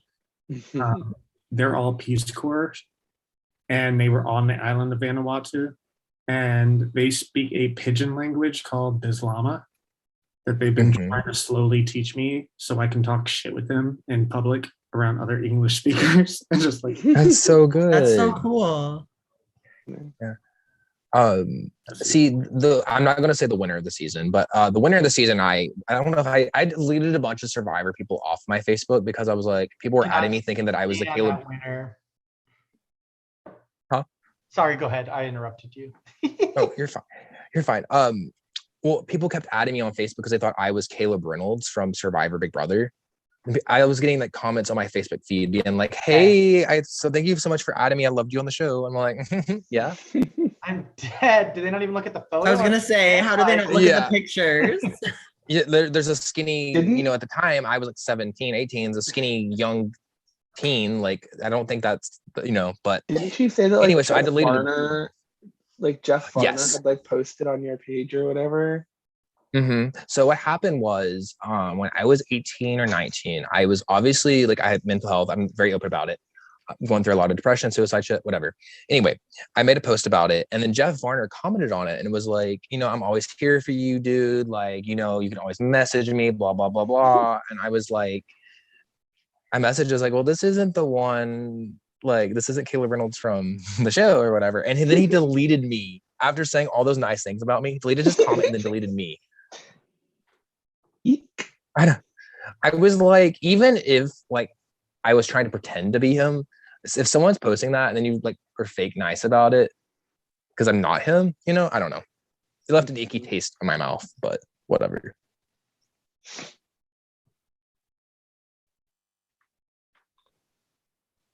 And that's why if I ever apply for Big Brother or Survivor, I can't go by my first name, I don't think, because of that. So It's so unfortunate. that is unfortunate. I feel like I'd be kind of sassy in my audition tape. I should talk be like, listening, you better fucking cast me just because like, like you better not cast me just because my first and last name. I'd be pissed. I'm a 9 on that thing, by the way, Michael. Interesting. I actually don't know much about 9. Let me look it up real quick. Does that speak true? Like reading the description, does that speak true to you, Drew? Let me read it out loud. Nines are defined by a desire to live in peaceful harmony with their environment. They want a sense of balance and calm and aspire to kind of homeostasis where nothing disturbs their inner peace. They tend to be easygoing and accepting of what is happening around them, but can become resistant and willfully oblivious when something in the environment threatens to throw them off balance. That's all I get. I don't get anything else. But I guess, but I'm like number 2 was a close second. Do you find like you're like conflict avoidant? Oh, 1000%. Then yeah, you're probably a 9. Mhm. It gives me anxiety Mhm. for sure. Wait, Like so if you I would think rather like keep everything like cordial and like Yes. make sure that everybody's like, okay, let's not fight, like let's get along, like Oh, let's 100%. yeah. And I feel like- it is. 9 with a 1 wing. Mm, One is. see, One's a one of the perfectionist. funniest things. So Uh-huh. my best friend's girlfriend is a 9 wing 8, and it's really funny because 8s, like I'm an 8. 8s are very like aggressive and can be very loud, and like That's you? we sort of thrive on conflict in certain scenarios. And so it's really funny because she's a 9 who are like conflict avoidant, but has an 8 wing. And so she can get like really feisty. And so as an 8, I can like drag the 8 wing out of her, and it's really hilarious. How can I tell what my wing is? It's either it's one of the 2 numbers next to yours. So as a 9, you're either a wing 8 or a wing 1. Oh, my 1's more than my 8, if that's what it is. And that doesn't necessarily like Oh, I can get feisty in certain situations. So. mhm. But I attribute that to my Cuban side. So So let's see. Michael, are you wing 5 or 7? 5. 5, that makes sense. Definitely 5. Yeah. Ooh. I'm So a 9. that, yeah, I could see that for Zach. Zach, are you wing The Aus- 1? I'll have to check. Let me look. is Zach a 9 too? I have to share something with Zach. Ooh. I think it's funny. Anyway, Me and Lizzie are the same. Me and Lizzie are the same Enneagram, and we're the same Myers-Briggs. If you count what she identifies as Myers-Briggs, but Well, so we can read them off while we're here. So number 1, it's called the reformer. They're rational, idealistic, principled, purposeful, self-controlled, and a perfectionist. Type 2 is the helper. They are caring, interpersonal, demonstrative, generous, people-pleasing, and possessive. Type 3 is the achiever. They success-oriented, pragmatic type, adaptive, excelling, driven, and image conscious. The type 4 is the individualist, which is sensitive, withdrawn, expressive, dramatic, self-absorbed, and temperamental. Number 5, the investigator. The intense, cerebral type, perceptive, innovative, secretive, and isolated. 6 is the loyalist, the committed, security-oriented type, engaging, responsible, anxious, and suspicious. Type 7, which is mine, the enthusiast, the busy, fun-loving, spontaneous, versatile, distractible, and scattered. Number 8, the challenger, the powerful, dominating type, self-confident, decisive, willful, and confrontational. And then type 9 is the peacemaker, which is easygoing, receptive, reassuring, agreeable, and complacent. Woo woo. The 9 and 2, I am interchangeable between the two. That's probably they're my 2 Mhm. habits. So The I thing can about- use both. The thing about the Enneagram type is like you kind of choose which one you are. So like I have a friend who thought that they were a 2 for like the longest time, and then they later realized because even though they typed as a 2, that they related more to the things that like a 1 does. And like obviously like when you're like the most healthy version of yourself, you take attributes from all 9 of the numbers. Like, so you're not supposed to be just one thing. You're supposed to be like a balanced person. And so you sort of take healthy aspects of all of the numbers. And at the same time, like an unhealthy person can take negative attributes from a lot of the numbers. And like every number has like a growth and a stress number. So like when I'm trying to remember what it is. I think when I'm in growth, I take on like positive attributes of a 2. And when I'm in stress, I take on the negative aspects of a 5. It's so unique. I always find things like this interesting. Yeah, it honestly, like I'm not a person who really likes personality tests. Like, I never like thought that they were like like I just didn't like them because I'm like, that's not who I am. Like that's not me. Like these things can't tell me who I am, which and then I read that I was an 8 and that changed my perspective. Because that's exactly what an 8 is, basically. So I like to challenge thoughts and like and the Enneagram is really based in like your core fears or your core hopes. And like so like an 8, like where our core fear is like being vulnerable and like being rejected and like being controlled. Like we don't like when people tell us what to do or try to control us or try to box us in. And like we like to find people who we can be vulnerable with and like be able to like show our sensitive sides to. So like a 2, because my best friend is a 2, like their core hope is to find love and to find somebody to love and cherish and like do that because they're lovers really. And then their core fear is that like they won't find anybody to love. So like it's sort of like is the opposite, sort of what drives you as a human. Yeah, no, I think all that stuff's like I did go through psychology before in college. And I was like, oh, this is super interesting. I love all that kind of stuff. It's very fascinating. And I didn't really quite get it until I discovered Enneagram, but it's fascinating. Psychology was always my favorite. Like psychology, sociology, like those were like my shit in college. I loved it. It was a fun like program for sure. Like I took them because we had some type of humanities class. So like I was like, this is fun. Like this is easy. Well, not easy, but it was definitely just interesting. Like for me at least. So I took introduction to Soc and Psych, but it's fun. I need to go back to college, but whatever. I don't miss my accounting classes though. Those were boring as shit. Why did I do that? Like, why am I going into business accounting? Like, I'm boring. Your tone makes you sound like you're in your 40s or 50s, but I know you're in your early 20s and you're talking about going back to college. Shut up, Caleb. I love you, but shut up. What? So we are nearing the 1 hour, 22-minute mark. So Josh, they're coming for you. You know what? Kudos. I know how hard this is. You guys are killing it. So, and Caleb, Josh, I'm sorry. I take half of that back because it's me being triggered by Michael's post of, oh, after the 23 seems hard. Shut up, Michael. I just shared it. All I did was share it. Goodness. Okay, here's the thing though.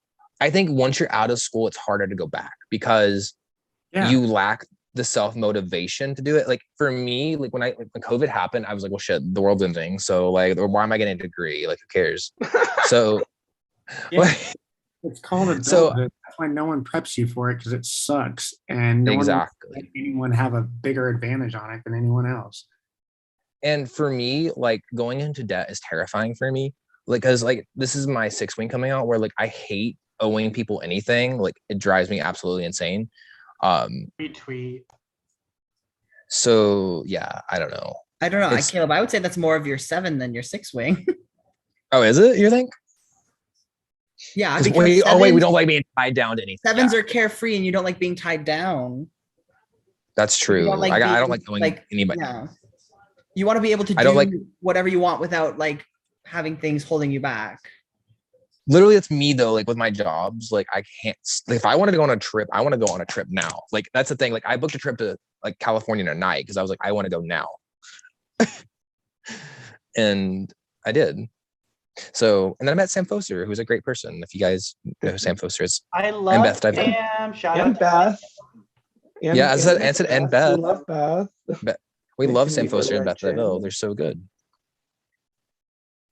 But it was a great time. Like literally they're so nice because of the fact that like they took me into their house like just randomly. Like there was no planning for this trip at all. Caleb Reed did the same thing for me. But it was the day, but like it was the weekend before Memorial Day on a Friday night, and I got on a Zoom and Caleb was like, Michael, are you coming to St. Louis? And I was like, sure. And within 12 hours I was in St. Louis. That was great. And I met Jake Stevens that weekend. We love Jake Stevens. And Caleb Reed, actually. So. I love both of them. They're great. But like honestly, like I've never had like a terrible experience meeting a worker though. Like genuinely, like it's usually a really fun time. So I don't know. It's fun, just like seeing different culture perspectives as well. Especially going to the West Coast is a completely different environment than Kentucky. Oh, it is different over here. You're right. It is, and even New York. Oh my God, I loved New York. I went with my I wanna friends, go and then we to met. New York. That'd be It's really fun. pretty. It stinks, but it's really pretty. I've I met. been to the airport in New York and I got stuck there because our plane took off as we were landing. Which one did you go to? Because I went to JFK. LaGuardia. Okay, gotcha. I got to see the Statue of Liberty from the airplane. That was really cool. So you were on the opposite. Yeah. Okay. I met Brandon Gianni, who played this series, also Instinct. But I also met my friend Govid. I don't know if anyone knows who Govid is. He's mostly in the Discord community, but he's great as well. So I've heard the name. yeah, he played in my my 20th birthday mini that I hosted, my Big Brother mini that I hosted. He Mhm. won. Which honestly, I kind of want to host a mini. Like I would, but like I had a 22,000 page planning thing.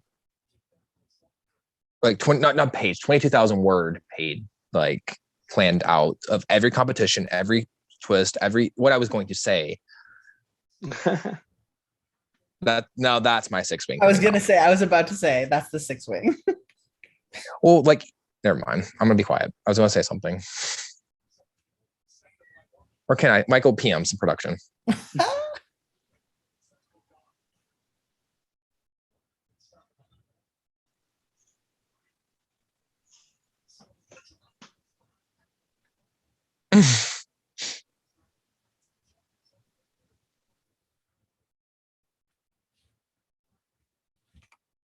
Probably not.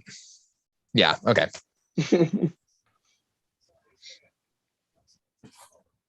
I don't remember the exact seconds from last season, so I'm just gonna say when we reach 129, if we reach it. But we're at 127 right now.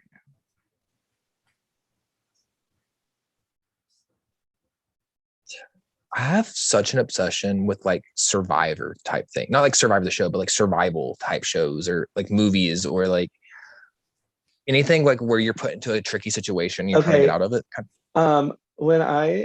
When my grandpa was sick and in the hospital, and me and my mom went to visit him in North Dakota, and almost the entire time, all he would watch was Naked and Afraid.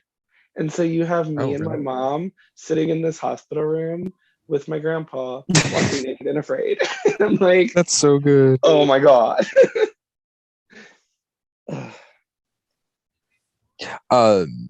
We love Naked and Afraid, but I love slasher films too. Like I love to think, like I like to put myself in that, like a horror movie, like my position, like how long would I last in this slasher film? Like what moves or things. But then again, like it's hard to think about like what your actions would be in that current moment.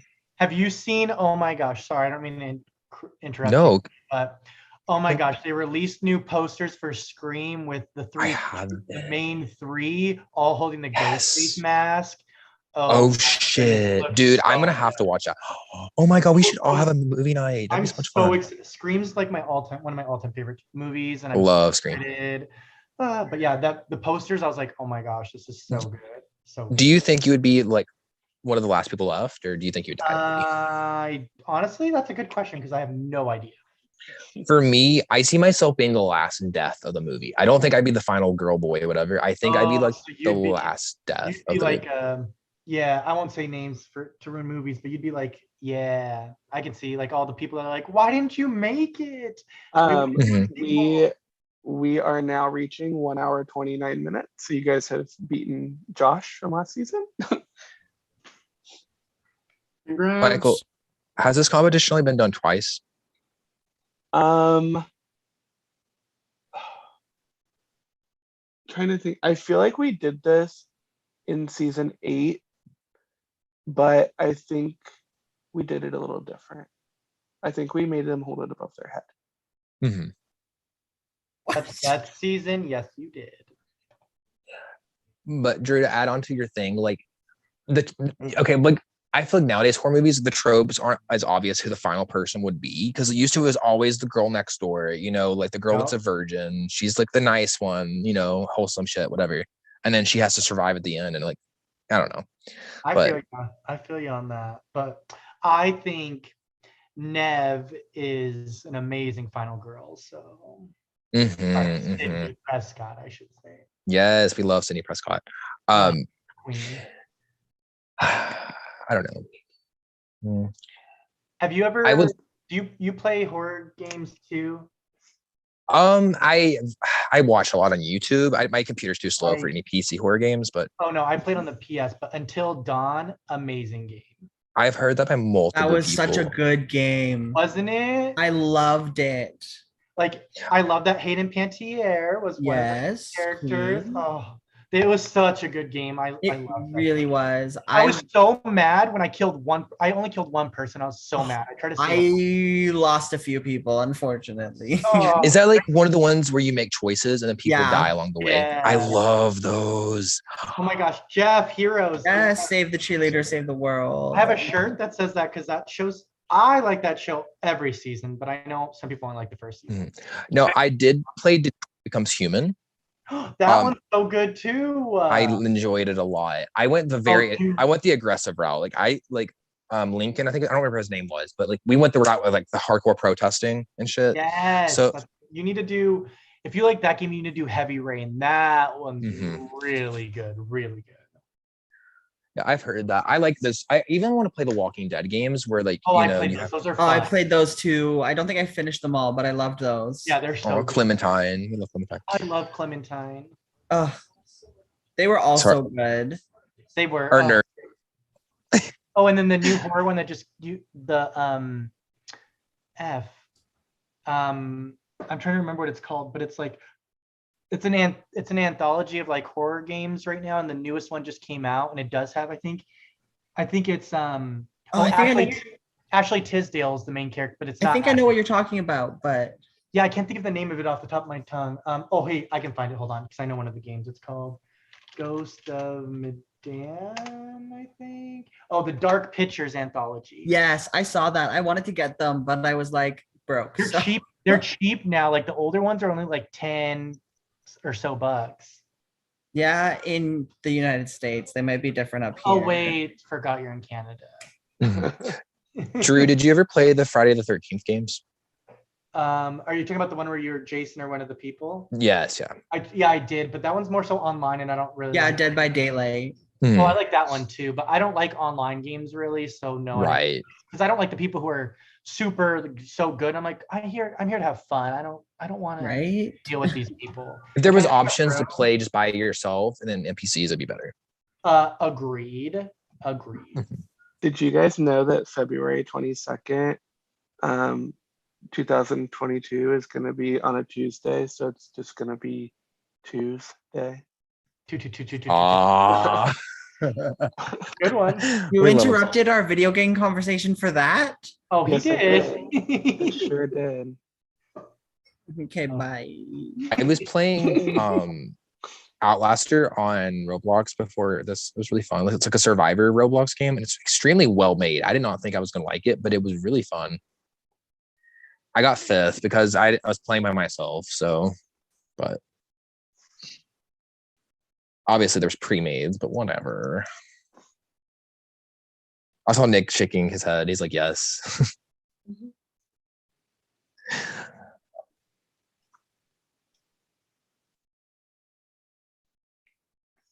Michael, did you like the game that we played, the Gartic phone one, the drawing game? I liked it other than the fact that my computer was laggy. And so when you were revealing all of them, everybody was like laughing and I couldn't see it. So for reference of this game, basically everyone starts off, you get to make a prompt, and then the next person gets that prompt and has to draw it. Then another person will get that picture of the drawing, so they have to kind of describe what the scene is, and then another person has to draw what that is, and then you describe the last one. So it changes very dramatically throughout the whole game. So it's kind of fun. It's kind of like Telephone plus like Pictionary, maybe. Is that how you would describe it? I don't know. Kind of. It's telestrations. It's the same So it's like, thing. okay. I mean, I'm not the best artist, but it is very fun though.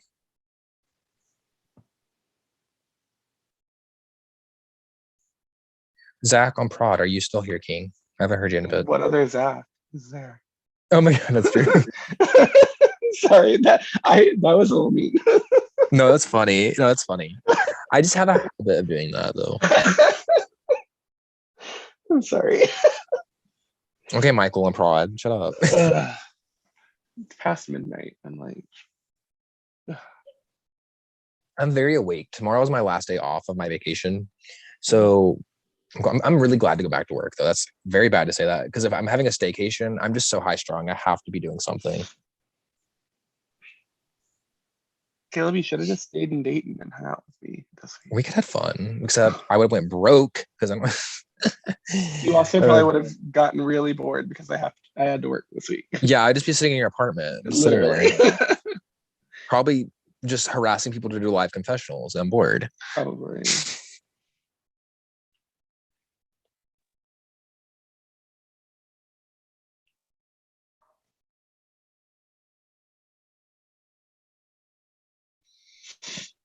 We're at 1 Joshua, hour are you here, 36 King? minutes. 1 hour 36 minutes. So what were your numbers again? Uh-huh. For Oh, what? like Enneagram? I just finished mine, yeah. What is yours? I am a 6-4, and then 7 is very close. So 6 is So- your most one. Yeah. That's the same as me. So are you like a very anxious person? Did we Is not it- the music video challenge? Yeah, there we go. Mood. Yeah, I feel like 6-7 wing though. Huh? probably. I feel like 6 with a 7 wing. Because you seem very like extroverted. So me and Jeff are basically the same then. Y'all are killing it. Good job. Mhm. If you took a shot for every time we would talk about the numbers that we're doing, we'd be so drunk right now, guys.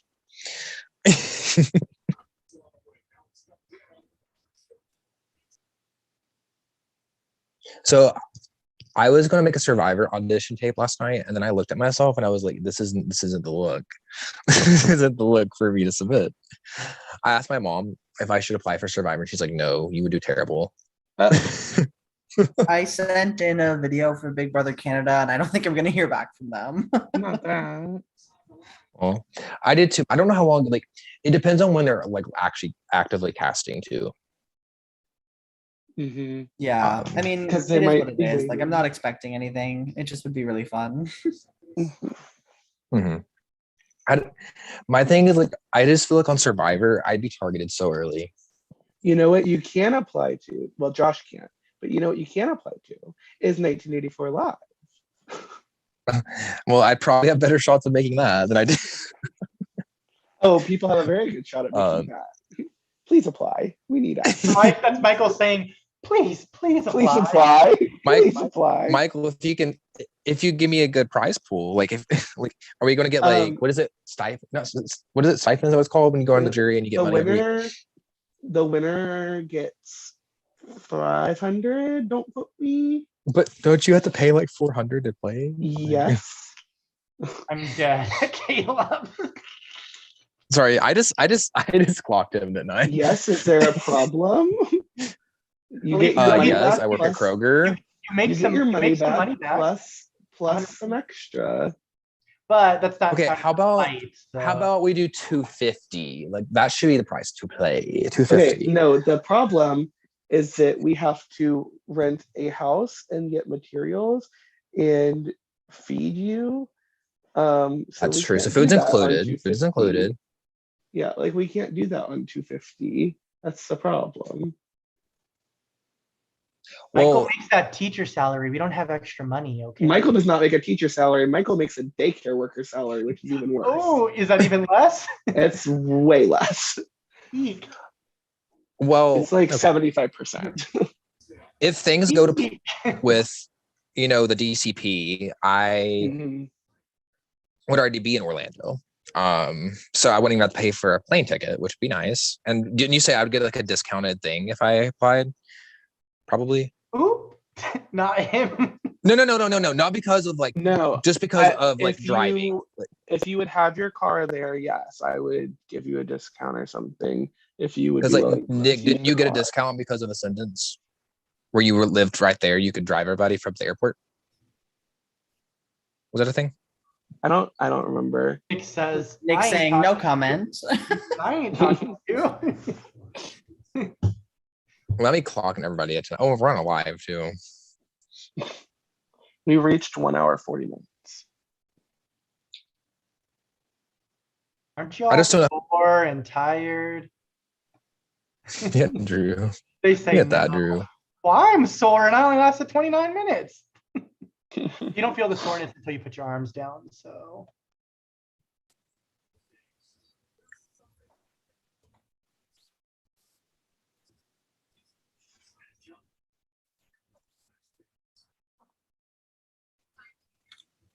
What was I going to say?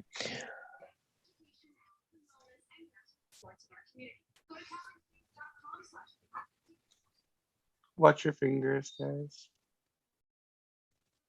What were we talking about? I don't know. Oh, never mind. 1984 Live. That's what we were talking about. We're talking about how people should apply to 1984 Live. Yes, you should. I mean, I'm gonna have to win the lottery or something. As a production member, we're very excited to put the season together. So we really need people to apply so we can make this happen. Okay, I just want to be able to go into the diary room and cast my vote to evict. That is I've always wanted to do that. So if I played, I want to go into the diary If room. you And, apply to 1984 Live, you'll get to do that. like I want to go into the diary room and be like, I happily vote to evict Josh Rogers out of the game. Unfortunately, And I then was gonna like say, it's a good thing I'm not playing then, I guess. I'm kidding. But no, I could see myself coming in with a coffee, like in my hand, walking into the diary room, like I happily vote to evict Blake out of the house and just like, run back in there. Unfortunately, you can't vote Blake out either because Blake is also prod. I didn't say Blaking. What?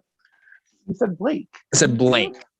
Oh, I thought you said Blake. BLANK. I thought you Blank. said Blake. Oops. No, Blake's my final two. What are you talking about? Blake is not your final two. He's on prod.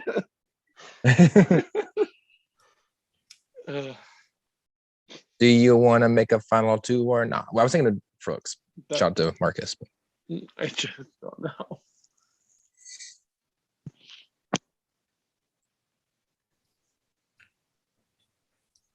If I have a final two with prod, will you all give me plenty of advantages and powers? Thanks. Like, here is safety to a final five. Anyone watch And the fans, this past season? go ahead. This past season, Big Brother. My favorite, Yes. my favorite meme of the season, which was an under recognized one, was Derek F. in the vote outs. Like I sadly 2E vote. I Yeah. said the emo. I That wish was he so would have said funny. it. I wish he would have said it at the end when he. Like I wish he would have said that. The coach, Final. like Okay. Julie was like, Derek, who do you vote to evict? She literally like tried so hard. It was so funny. That's so I wish he funny. would have said it at the final four. It was funny because the first time, like, I thought it was just like, oh, he just misspoke. And then all of a sudden it was like, no, he's doing it every single week. Okay, unpopular opinion about to be happen. Oh, Jeff, you were about to talk. Are you okay? Do you need to say something before I go? Because the first time he said I sadly 2E vote the first time. That's and sadly Evo. getting worse from there on. But yeah, go Yeah, ahead. it really did. Okay, I don't think Derek's final two performance was bad. Mm, His game sucked overall, but like I think he had a decent like finale speech. mm. It would be better if it would be better if what he did or what he said was actually what he did. That's fair. Yeah, I think like he like had a decent speech for like the game that he played, but I feel like you need a good enough game to have a good speech. I mean, I think he played a good social game, but also I feel like a lot of that had to do with the fact that he just was terrible at competition. So people, and he pissed people off. You hit that, Jeff. I'm just saying. But like, honestly, though, go ahead. No, I'm not. I'm just saying he just crashed and broke a lot of set pieces because he was not I competent. just wish Ozza would have won the final head of household. And then even if she took Xavier to the end, I would have rather her had Mhm. second place I because I would think have she had a loved more for that deserving final. second place Mhm. game. Like Ozza played a pretty, I mean, making to the final four and nominated, that is nothing to be like ashamed of. Like that's impressive. She played a very good floater game. Like I think extremely good. Anyway, Yeah, Zach. Zach pops in after an hour of silence. now June's song played a good floater game. Yeah. Ozma played a good sleeping game. Yeah, She sleeping didn't float game. between the powers like a real floater does. She sat there and didn't do anything. You know what? Valid strategy. I mean, yeah. says Caleb. Shut up, Michael. Am I wrong? You're gonna look at me and you're No. gonna tell me that I'm wrong? I think, honestly, out of this series, I think I have played one of the best floaters in both of my seasons. I have perfected the floater strategy. You cannot deny that. I have made the You final didn't four both win, times. Bestie, but you didn't win, so I don't know if you perfected it. I don't know. I would have won my first season had I won the final veto, though. Yeah. But you didn't. Yeah, but I didn't. Exactly. You did not. It came down to a tiebreaker question that I didn't have. But if you had perfected the floater strategy, you wouldn't You have would've- needed the veto. Nope. Fair enough. But you can never say though, like I'm the second best two-time player in the series. So that's all I'm going to say. So people can hate on me for that shit. You didn't make Final Four twice. So Wait, who? You're what? Well, You're the second best two-time player in the series. Where is that? in terms of placement, well, yeah, because Caleb Reed has his 14th place on his record. So he's technically a 3-time player. So it's Sam, then Caleb Reynolds for the 2-time players. Interesting. Who's third for placement? Jabbar. Yeah, Jabbar.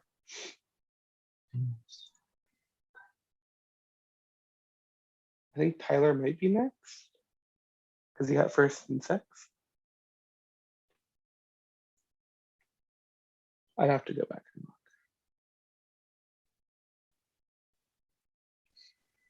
Hmm.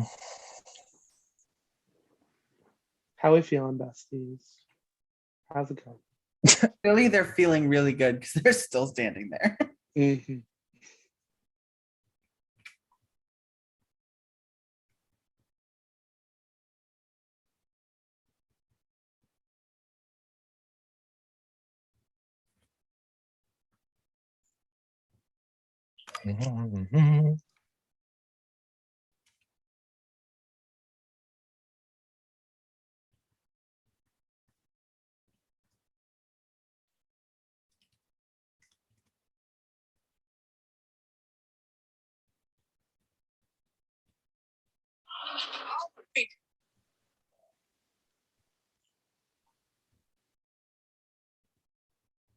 I was like, oh wait, all prods here. That I forgot Tyler's not here. King. Not Tyler. Tyler's probably in class. I was to be gonna honest. say probably. Well, maybe not. It's a Friday night, so I don't know if they would do a late class on a Friday night. He doesn't have Friday classes. Yeah. I know, like, I would have late classes and they were never on Fridays because that would just be rude.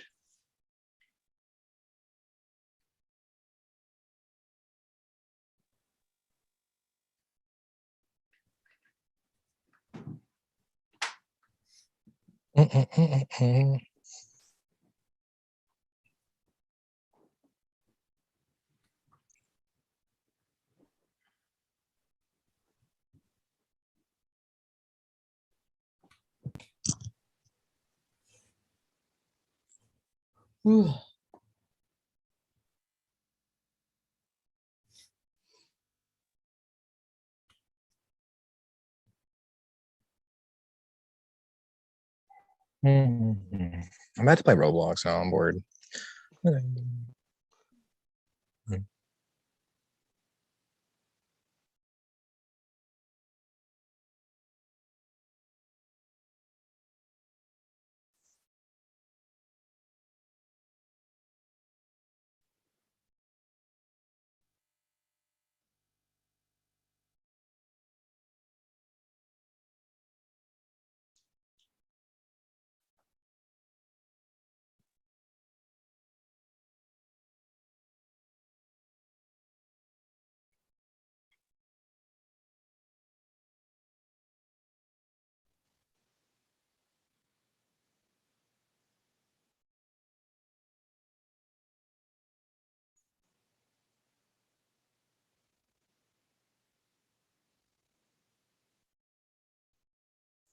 We've reached 1 hour and 50 minutes.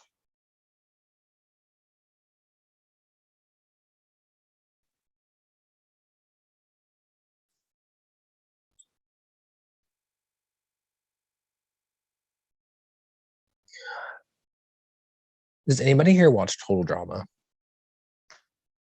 Yes, I can't wait for the new seasons. Okay, when is that? I've been wanting to know. I don't know. They've announced it a while ago. I think it's next year sometime. Let me look if they've announced anything new. I'll let you know. See, I remember specifically being in my room in the summer of 2009. Specifically, I remember that. And I remember watching the first episode, and that is how I got hooked onto reality television. Because as I got older and I progressed into the YouTube community of the camp community, I don't know if anybody knows what that is. At 12 years old, then I got introduced into Tengaged at the age of 14 or 13. And I know, disgusting, whatever, but a lot of us were there. There's nothing new yet, Caleb. Okay, gotcha. And then I went to the org community at 16. But so I've lived and breathed reality shows since the age of 9, which is so weird to think about. But Yeah, I watched Endurance first. I think that was Yes, the first one. Endurance. Yeah, I used to have my webkins play Endurance. They all had their own partners and they would win the challenges. I'm dead. And there were some teams that just would always win. Did you like Karma when it came, or did you not watch it? I watched it because there's actually a YouTube channel that I watched. It's like a family vlogging channel. Their daughter Ariana was on there. Oh yeah. So I watched that. I thought it was still good. I thought It was good.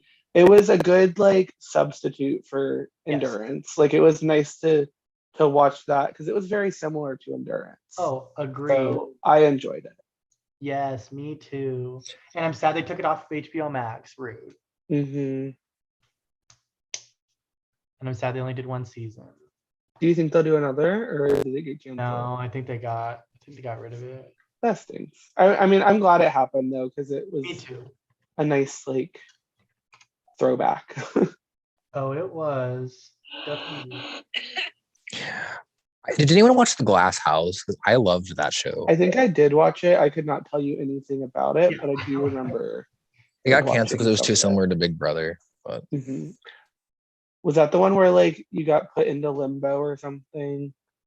So basically, the format, from what I remember, was there'd be 2 captains each week. The losing captain would go into elimination, and then the rest of the losing team has to vote out someone to send into the limbo, and then America votes out one of the 2. So it's a cool format, but at the same time, it's like,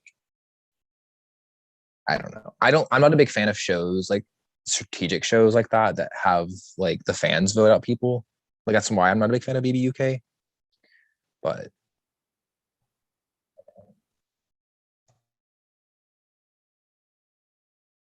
I will say I watched some of the seasons of Big Brother Australia, and that's where the public votes, and it was quite entertaining, and I didn't mind it. Was it? Well, I feel like when the public is voting, I feel like there's not much point because it's like, why don't they just vote for a winner and be done? Well, how it worked was each week, like they had to vote people up for nominations. And then it's like stars. Yeah. Also, I thought that the newer seasons of Big Brother Australia, like, wasn't there a head of household? They're different. They changed the format. I think like did the house guest vote up? No. The America the house or guests, Australia votes for the winner. They vote for the winner. But the house guests all voted each other out. I didn't finish either of the seasons because I think they did a 2020 and a 2021 season. Because I feel like the problem with the Big Brother UK, at least the seasons I watched, was like the winner was always someone extremely boring that was just nice. They did nothing. They just sat there, and it was like, okay, like congrats. I feel like the voters are just gonna vote for who they like, regardless. And I don't know. I feel like I like Big Brother US better just because like the game is not determined by a factor that could have just happened in week 1. Exactly. I want to see Survivor do another season in like a landlocked area, like a Gabon or an Africa or just something like. I'm just tired of them being constantly on an island by the ocean. Like I just like variety, but it's so iconic, I guess, at this point. Like this is what they're known for. Well, yeah, I get it. Like Fiji is a good spot because it's like they've got a good deal with them. So I don't think they're ever going to leave Fiji, at least not in the near future. But I don't know. It would be cool if they could at least do something different. Because my favorite seasons are a lot of the landlocked seasons personally. But everyone has their own opinion on that thing. But because I watched Survivor before I watched Big Brother. So but yeah. I wonder if Sequester would ever get a television show. Not anymore. It's kind of like canceled at this point. Wait, what happened? There's been some controversy with it. I don't Oh, I know didn't the know. full story. I just know that there's been some controversy, so I don't think it's coming back. Gotcha. My friend Hunter won that season. One of the Hunter played Surviving. Wait, Hunter was on to- Sequester? I had no idea. No way. But Hunter played Surviving 2, and he played season 5. Gotcha. A girl that I dated from an org was on there as well. I think if you guys know who Kristen Williams is, she's really cool. She played in Sequester. We met in Ecstasy. But she did.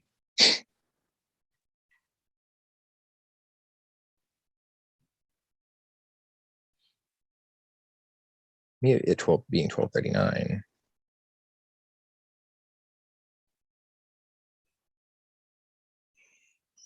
We're getting close to the 2-hour mark. I think before our 5-hour comp, our record was like 2 minutes or 2 hours 11 minutes for Just two 1984. minutes. For 1984. I think it was actually Jake Stevens with the 1 foot competition and Surviving 2. What a skiing legend. We love Jake Stevens. King shit. He was fun to watch in Ascendance. It was almost first boot too, which is crazy. Mm-hmm. I would have never thought Excuse that. me. Spoilers. I haven't watched it all. Just kidding. I haven't. I just haven't watched the newest episode. Oh yeah. Drew, are you related to any of the Olsen twins? Well, No, it's not. that's a spelled- Any stupid of them? question. He's related to Mary Kate, but not Ashley. It's not spelled the same. So no, that's a no. I just I did not mean to say that, Michael. funny enough, I went to church with twins that their last name was Olsen. That's so funny. Mhm. Yes. Michael, did I tell you about the guy that had my same first and last name in high school? Yes, that's so weird. Except he spelled his Cayleb instead of Mhm. Caleb, which is I don't like very that. interesting. Yeah, and it was annoying because like we were just very different in terms of our motivation in school. That's the way I'm gonna word that. Mhm. Because I was obviously the high strung, like overachiever, straight A student, and then he didn't give a shit, so he got like C's and D's. So one time we were in a class together, and I got his grade, he got mine, and I was pissed. So I had to get that fixed because I knew for a fact that I had an A. It was like a computer class. So, maybe I should get him to play for. We are reaching the 2-hour mark now. We've made it to 2 hours. Good job, guys.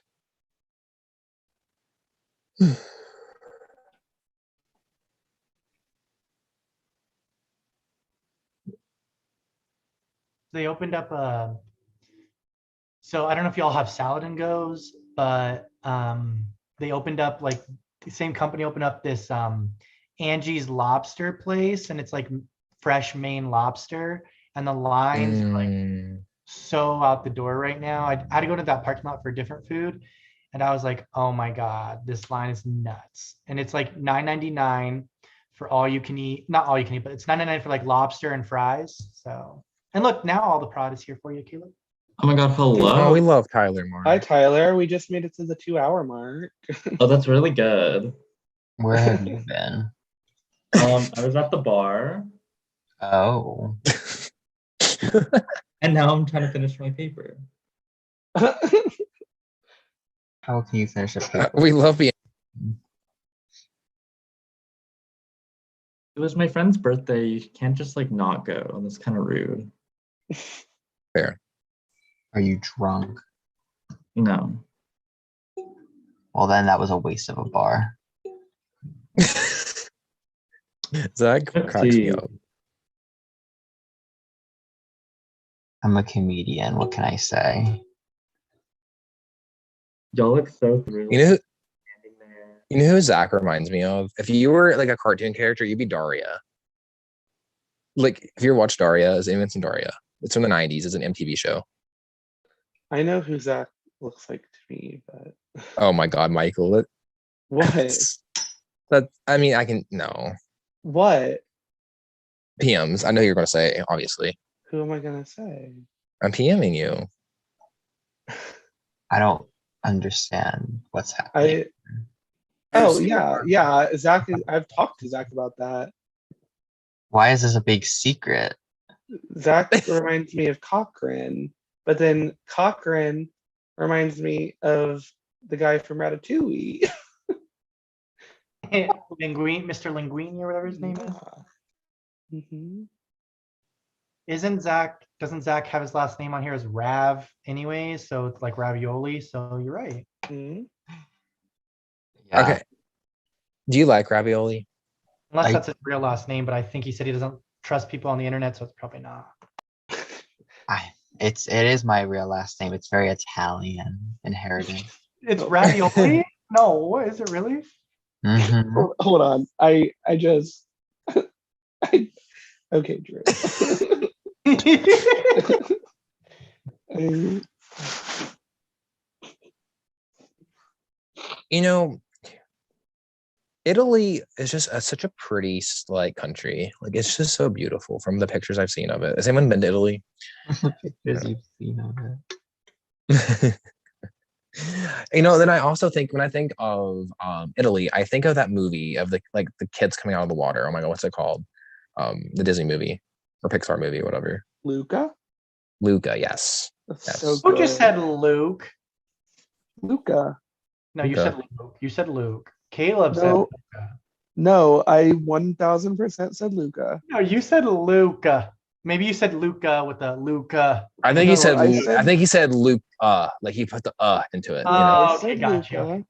Okay, I am sorry. He definitely said Luca. Luca. I will I work stand in a up for this time. daycare. I definitely said Yeah, I was Luca. like, Michael, how do you not know it's Luca, not Luke? I love like a lot of the modern stuff. Like Inside Out was really good. Yes, I love Inside I Out. love Inside Out. Inside Out's Oh my so God. good. What's the one called with oh my God where he dies?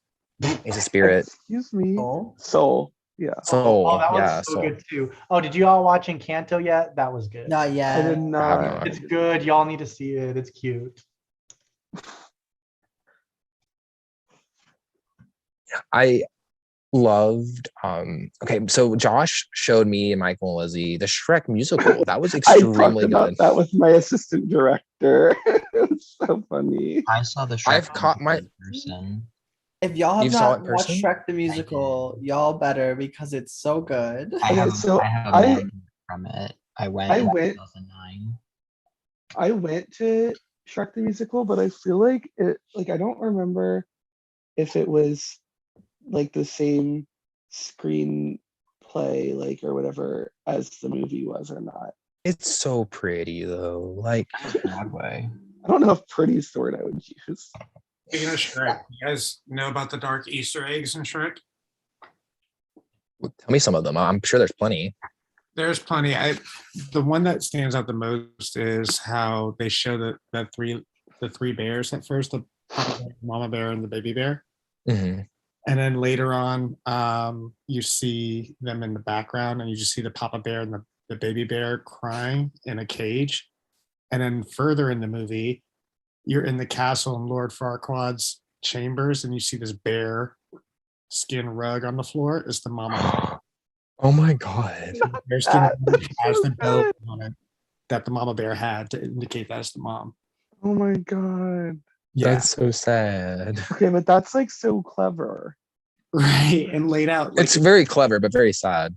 That's Yeah. very sad, but also very clever. Shrek 2 is my favorite of the Shrek movies, though. I just haven't love Fairy watched Godmother. it. She's so funny. Like when she's saying, "I need a hero," that's just that scene just lives in my mind rent free. I also like Shrek 3 when the princesses are like fighting back and like they're playing like Barracuda in the background. So good. when I feel like I'd be Sleeping Beauty. Huh? was it Snow White or Sleeping Beauty with the birds of like ah? That's Snow White. Snow White. Yeah. That was my best. It's so good. Honestly, though, in that fight, I'm Sleeping Beauty. She just like passes out in the middle of it and like knocks someone over. Like that's me. Because I sleep a lot.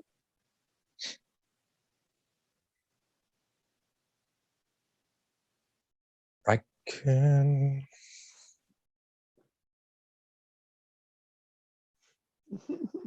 Zach. Yes, Shrek the Is musical. Shrek the musical? That's my magnet from 2009 that I got. I Wait, Oh, I wait, Zach, will- where do you like? What country do you live in? Do you live in the U.S. or Canada? Uh, I feel like I should know He ain't this. gonna tell you. PMs me. I live in Italy, actually. Italy, because ravioli. Yeah, duh. No, I'm from New York. Oh, okay. Why did I think you were from Canada? I have no idea. because Zach does a good job not telling people where he's from, apparently. Yeah, No, apparently I could have told you he was in New York. Oh. good thing it's a Friday night, so our teachers don't have to teach in the morning.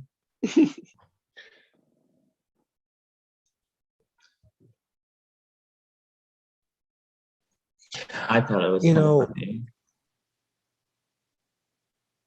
I also is Wicked still on Broadway? I've always wanted to see Wicked. I want to see Wicked. Yeah, it's like the Like, fifth longest running show on Broadway or something like that. I knew Josh would know that. That's so good. I want to go I see mean, it on obviously, Broadway like, so bad. Like I need. wait, we need to save some money up. We should go. That'd be really fun. Yeah. See, I really need to save up money before I go to New York City because if I go to New York City, I'm gonna want to see like everything on Broadway. Well, then I was on a budget in New York, and I spent over $1,000. Yeah, it's expensive. Guys, I literally bought weed off a truck. That was so much fun. Like it's legal there. You can literally buy it on the I was streets. gonna say we are on live. It's legal in New York City. Like you can buy it there on the streets. Yeah, they literally have ice cream trucks that give it to you. Yeah, that's why I don't care to say that because you can literally smoke out and the cops don't do shit because it's legal. Not only that, there's an app that services both DC and New York literally called Where's Weed. You can download the iOS app, the app store, Mhm.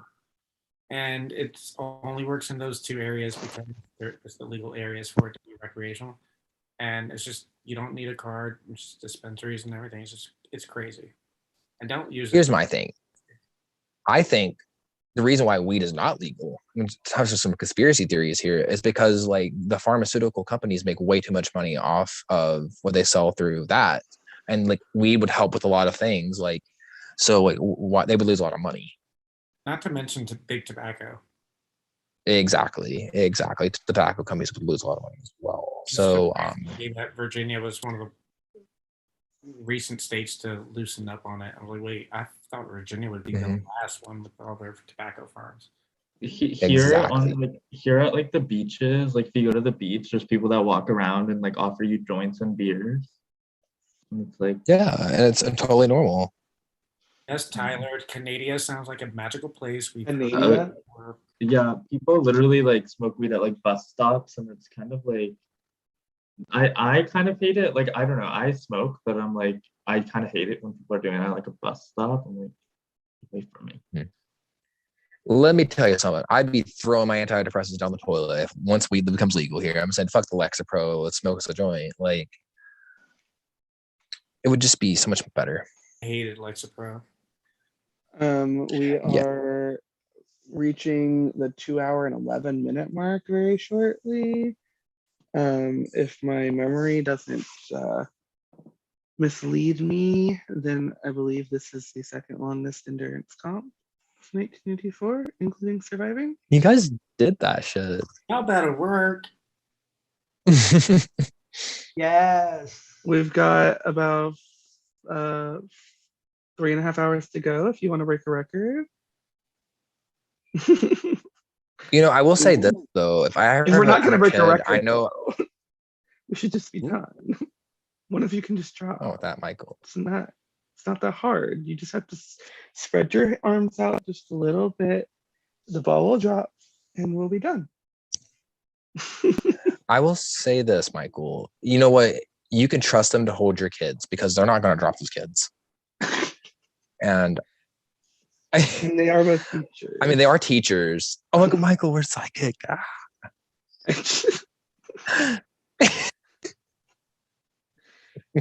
I just think that it's 1 a.m. and you're just laughing at everything at this point.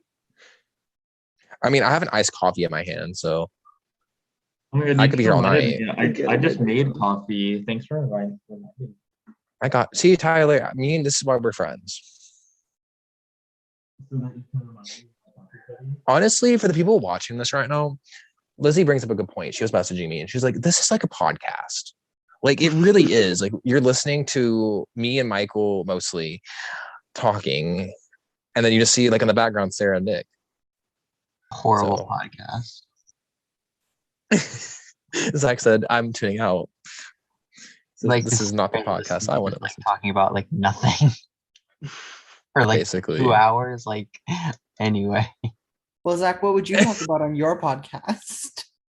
Oh, I King. mean, it would depend who I'm doing the podcast with. Like, is this a solo project or is this like a group thing? Okay. Talk about something real. Mhm. Okay, let's say I it's mean, a solo are we- project. Solo project? But like you can like feature other people if you wanted to. Solo project with featured guests. I would probably talk about I would talk about the history of Dancing with the Stars. Yes. Oh, can I be on that? Absolutely, everyone is welcome. You just Love have to have Dancing the with right the opinion. Stars. Did you guys know? I'm sorry to change the subject. Did you guys know that you can DoorDash from Carlo's Bakery? And it'll come within 3 to 5 days. Who's Carlos? From Cake Boss. I've never watched Cake Boss. Sorry, I don't watch those kind of reality shows. I'm not that kind of person. Sorry. That kind of person. Michael, I hope you're getting paid for that ad right there you just gave. Literally. I should. I really should. I was just talking about that We at all work. go to Vegas. Vegas? Yeah. I'm gonna gamble my money away, but yeah. What's it, Joshua Lingo? I was thinking the same thing, but I wasn't gonna say it. That's so mean, but so true.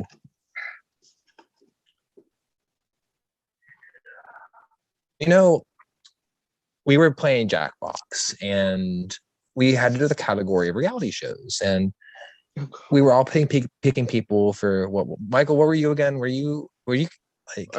Are we talking about the most recent game? Yes. I got picked for The Um, Bachelor. That'd be my reality show I'd be on. What did we? I don't remember. I don't remember. Lizzie, Josh, Is did that- you get I went Survivor. The first time not the first time, but the time before this that I played it, I got Survivor, but I don't remember what I was this last Oh time. my god, where was my invite? That's okay. We Okay, now invited I did you. invite you. Yeah, you definitely were Oh. invited, Tyler. You just didn't Okay. come. Okay, but backtracking though, Where was your Tyler. invite? Your invite was in the prod chat. Tyler, I will go to Vegas with you if you want, because Okay, yes. I my really wanna go main, there. like Queen Adele is having a Las Vegas residency, and Kelly Clarkson's supposed to have a Las Vegas residency, so I'm dying to go to Las Oh Vegas. my god, really? Yes. Okay, I've like never been, well, because I turned 21 during COVID and I'm like dying to go. I've also never been, but I've been 21 for 4 years. So, or I've been over 21 for 4 years. That's what I meant to say. It's too 1,000? late for this shit. You've What- been what did you 21 say, for 4 Caleb? years, Josh. I have been. I've been 21 for 4 Tyler- years, and now I'm turning 25. So, Are you born in 99 or 2000? 99. Okay, that's what I thought. That's what I thought. still I was born in the so- good old 2000. It's still so unfathomable to me that Caleb is younger than my sister. But honestly, though, I think a lot of that has to do with the fact that I've been raised around like a lot of older people. So like my conversations have never been like around people my own age. So like growing up in the South with no friends, like you just tend to hang out with your families. I feel like friends, I your church. hung out with a lot of adults when I was like growing up Mhm. too, so I get it. See, But I hung also- out, like my mom's like fairly young, so like I Yeah, feel so like is mine. all my like conversations I've had, like it's not been with like really like old people, but like it's been like older people. But like I don't know, it's not like weird. Like when I talk to like my mom or like people's my mom age, I'm like, we kind of like talk the same. I get along really well with like the millennial age group. So like from your Mhm. mid to like mid 20s to up until like late 30s. Like that's my age range of people that I like typically get along the best with. But yeah. I can just tell you right now that I will not be marrying someone younger than me. They will definitely be older than me, 100%. I am very confident in that. Like 80. Maybe. Ooh, then inherit that money though. Kidding. The thing is, no, it's I don't know. I like came to this conclusion the other day because like my mom had me at 17, so she had me fairly young. And I've just like I'm like I cannot date someone that's closer to my mom's age than to my age. Like I'm like that's weird to me in my brain. Why they get along so well? I don't know. That's just like how my brain works.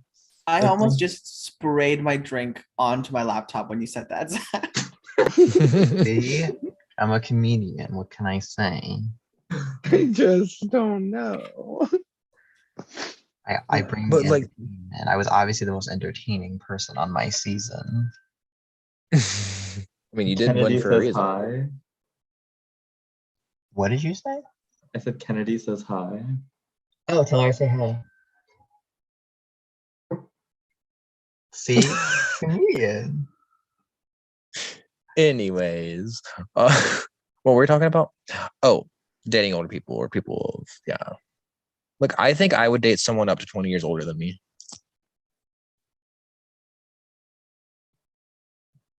If I their don't care. money's right, sure. You see, if I dated someone 20 years older than me, they're older than my mom. You're cutting out, Tyler. Oh, am I? You're good now. You were just muffled. I said if I dated someone 20 years older than me, they'd be older than my mom. They'd be slightly younger than my mother because my mom had me at 26. So My mom was for 21. me, it's just that maturity level. Like it's just something that you don't get with many 20-year-olds. Like it's just I need maturity. I need to have educated conversations. I need to have emotional like maturity as well. So no, I like older people for sure.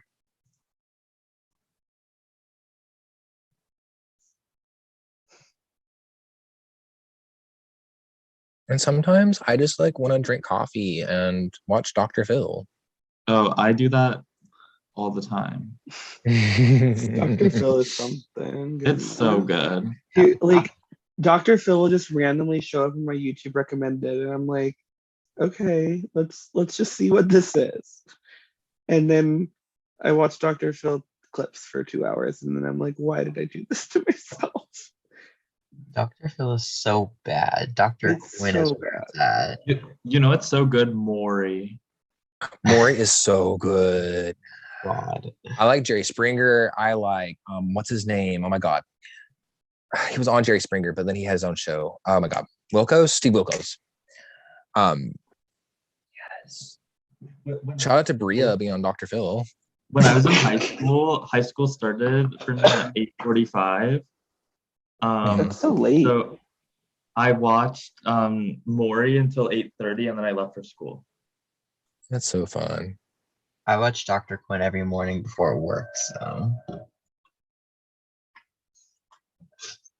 You know, I would love to go on one of those shows, like just for the funniness of it. Like fake a relationship with someone, like you cheating whore, like And get famous like Bad Baby. Yeah. Like I don't care if I have a good reputation or not. My aspiration in life is to be like a male version of Paris Hilton, where I can like play off really dumb, but then actually be like a genius and become like a successful like business like person. I think that'd be fun.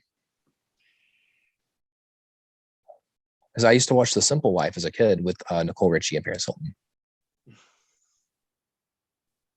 Oh, there's Tyler's iPhone.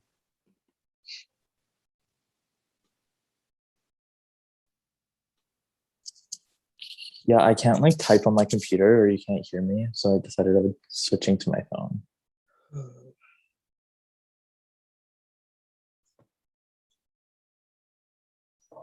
When I went to the bar today, I like asked the DJ if he could like play some Doja Cat, and he was like, I sure can. And then he played like basically like her whole album by the end of the night. Damn. I was here for it. I thought he was gonna say no. Not that kind Oh of my shit god, around here. I've been told no so many times, and I'm like, why? Like, you can play Need to Know, and like everybody loves it. I would say no too. Zach, you only hate Doja Cat because I love Doja Cat. Well, when you talk about her 24/7. Oh shit! All right, Tell us how you really feel, Zach. Zach like attacks me for praising Doja Cat. You know what? If you're gonna praise any female artist, make it Kelly Clarkson. That's respectful. You're speaking my language. I'm glad you didn't say Taylor Swift. Thank you. Oh, don't you fucking dare, Drilson. Oh, I will. No, can we go back to talking about Kelly Clarkson though? Oh, I like Kelly Clarkson. Clarkson. Are really making products up tonight. Oh, they Suddenly, suddenly, I'm about to vote Drew out of this call. King, like, this is my podcast. This is my podcast. Oh, Lordy. I'm kidding. All right, no, but I can respect opinions on artists. Whatever you have to say, you have to say. But you cannot deny this, that Drew, that Taylor Swift is one of the most like lyrically best artists there is. She writes all of her shit, so you can't say shit about that. I can say she sucks. Taylor ain't shit. Oh yes, Jeff. Okay. Overrated. Yes, agreed. Whiny ass breakup artist. That's all. Yeah. You know what? Maybe some of us can relate. Oh goodness, but no, whatever. Happy moments. Your whole career and persona can't just. Who the fuck muted me? You can't just break up with me. That wasn't even me. That wasn't even me. I'm the only one that can mute you, and I did not mute you. That's fucking God right there. So God and Taylor Swift have a final two. Like you can't do that kind of shit. No, it's me. I threw my keyboard on my mouse. Yeah. I'm not saying Kanye was right for the way that he said what he said, but what he said was correct. I just think his tact was off when he interrupted Taylor. You know I'm about to call. Okay, can we talk about how Avril Lavigne's going on tour? Oh yes, we definitely can. When? I have an Avril tattoo. Oh, so I'm going to an Avril Lavigne concert. I would go Tyler, to an I'm moving in Avril with Lavigne you. concert. It's not true. she's going to Calgary. I don't know. I assume she'd probably go to Toronto. She's I going on would- a Canada wide tour. Of course she is. See, this is what I like. Hate when Canadian artists tour and then they barely come to Canada at all. Like, Yeah. where's your Canadian leg of the tour? I don't know if you listen to her new song, but it's like very like old. It's like, very like skater old school. boy. I love it. Yeah, I love it. And it flopped. Oh, bite me. It did flop, but it's really good. Like I love it. I Right. mean, it's not the real Avril, so who cares? I guess we'll see when I see her live. What are you gonna? What ask is her? She's gonna tell you. everyone's? What's everyone's what? I was gonna ask what is everyone's favorite Avril Lavigne song, but mine is "Nobody's Home." The way I don't know that one. There's like four. It's options. really good. Do you like dark shit or no? Like it depends. It's really it's if you like depressing music, you'll love Nobody's Home. But it's like a beautiful, like tragic song though. Like it's something that's like there's a beauty to it. So I like Skater Boy I or love- What the Hell. Okay, so you're Confirmed going she for will be more playing of the- Toronto on May 13th. So Wait, she's going on May 13th? yeah. but Yes, complicated will queen. always have a nostalgic Oh, for me. Complicated is so good. Out of the three options, yeah, I would say complicated. Or When You're Gone's also really good. Oh yeah, I have a keep holding on tattoo. So yeah. Because of Avril Lavigne. Well, two reasons to that, but yes. Let me tell you something. Josh can sing the fuck out of that song in person. Josh And- is such a good singer. It's not fair. That's very true. My raspy voice can't do that kind of high shit. There's just no way. So, whatever. Well, my friends on Discord are wanting me to join the call, but here I am.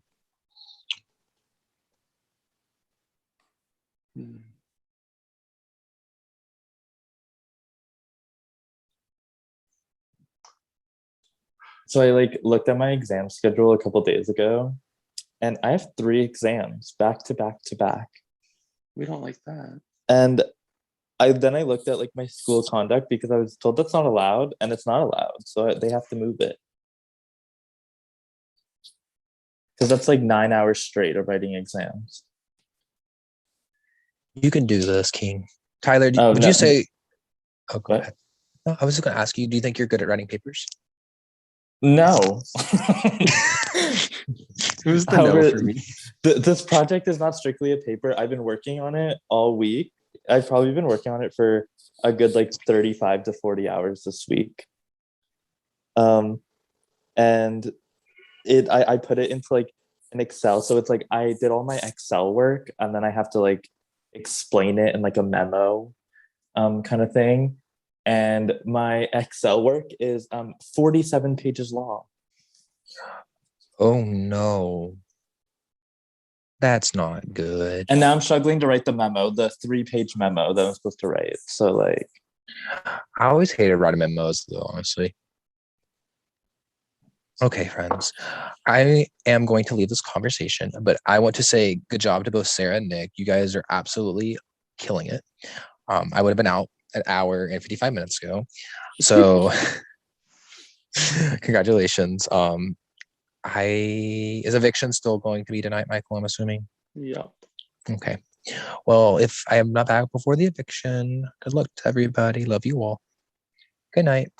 Bye. Bye.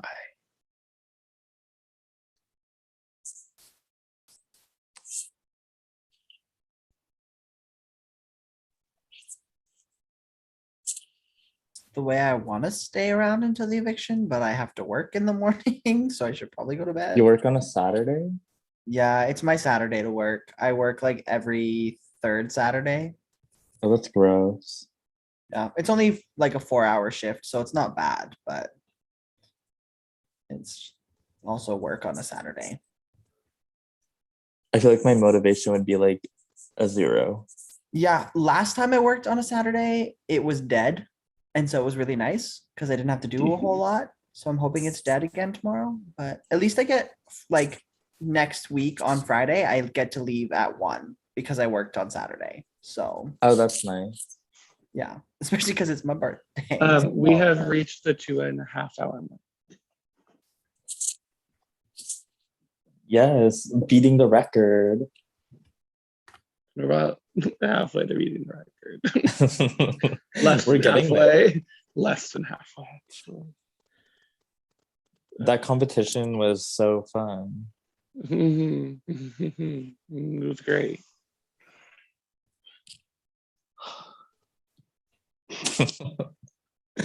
Not Lizzie telling Josh to stop, suck it up. That's so good. Lizzie can bite me. Oh, Yes, Avril Lavigne.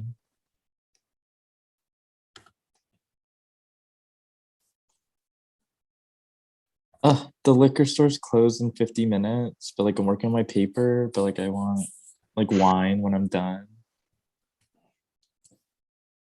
I'd say it's worth it. I just don't know if I'm gonna finish like as it is. How do we we do all it like feel 11:59. Oh, I'm also like house sitting for my friend, so like I have to go there later.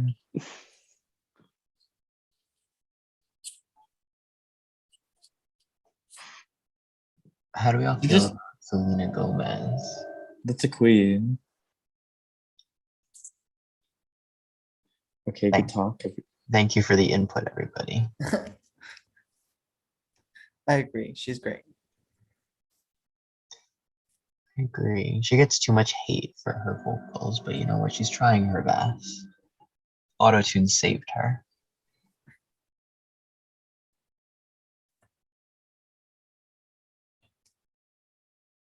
We need Kayla back because y'all are down. Well, liven up the conversation. I tried. I tried to talk about musical artists and I got crickets. Well, ask about someone that like didn't fall off the planet. Okay, Gwen Stefani. I said someone that didn't fall off the planet. She is on top of the planet. I mean, I love Gwen Stefani. How are you gonna say didn't- she fell off the planet when you just talked about Avril Lavigne? Because she's back. Avril Lavigne didn't fall off the She's planet. She back. almost died. Okay, but still, Gwen was on The Voice for a couple of years. She was actually doing shit versus Oh, Avril Lavigne almost died. Okay, she was almost dying, but that's not like on the grand stage of shit. I'm sorry. yes. You Yeah. can't make like you can't be a coach on The Voice when you're like deathly ill. I mean, what's her name? Fucking Shannon Doherty was working her ass off with cancer. I don't know who that is. Oh my god. Scream. You don't know who Shannon Doherty is? No. Yeah. She got last place on Dancing. Is she a with the singer? Stars. She did. No, she's an actress. Oh yeah, I don't know actresses, so that'll explain it. Oh yeah, you didn't even know who Scarlett Johansson was. No. Oh, Tyler, do you like not watch movies? No, I don't actually. What? I just every time I go to start a movie, I'm like, I think about all the other things I could be doing in the world right now. I mean, I get it. I do. So what do you do? Like, I'd rather sit there and listen to Doja Cat's album on repeat. I mean, understandable, but I mean, or I'm like, or I start watching a movie. The only time I watch a movie actually is when I'm like going to bed because I need to watch something when I'm going to bed. So it takes me about like 4 to 5 days to watch a movie because I'll like fall asleep in the middle of the movie. So then I have to find the next night where I was, and then I continue. And then, interesting yeah. strategy. I respect it. But like, I can't sit through a whole movie. Like, I can't. I fall asleep. What was the last movie you sat through in a fucking theater and didn't like panic flee out? Well, considering movie theaters only opened back up here recently, and I haven't gone. I'm saying, what you remember going to?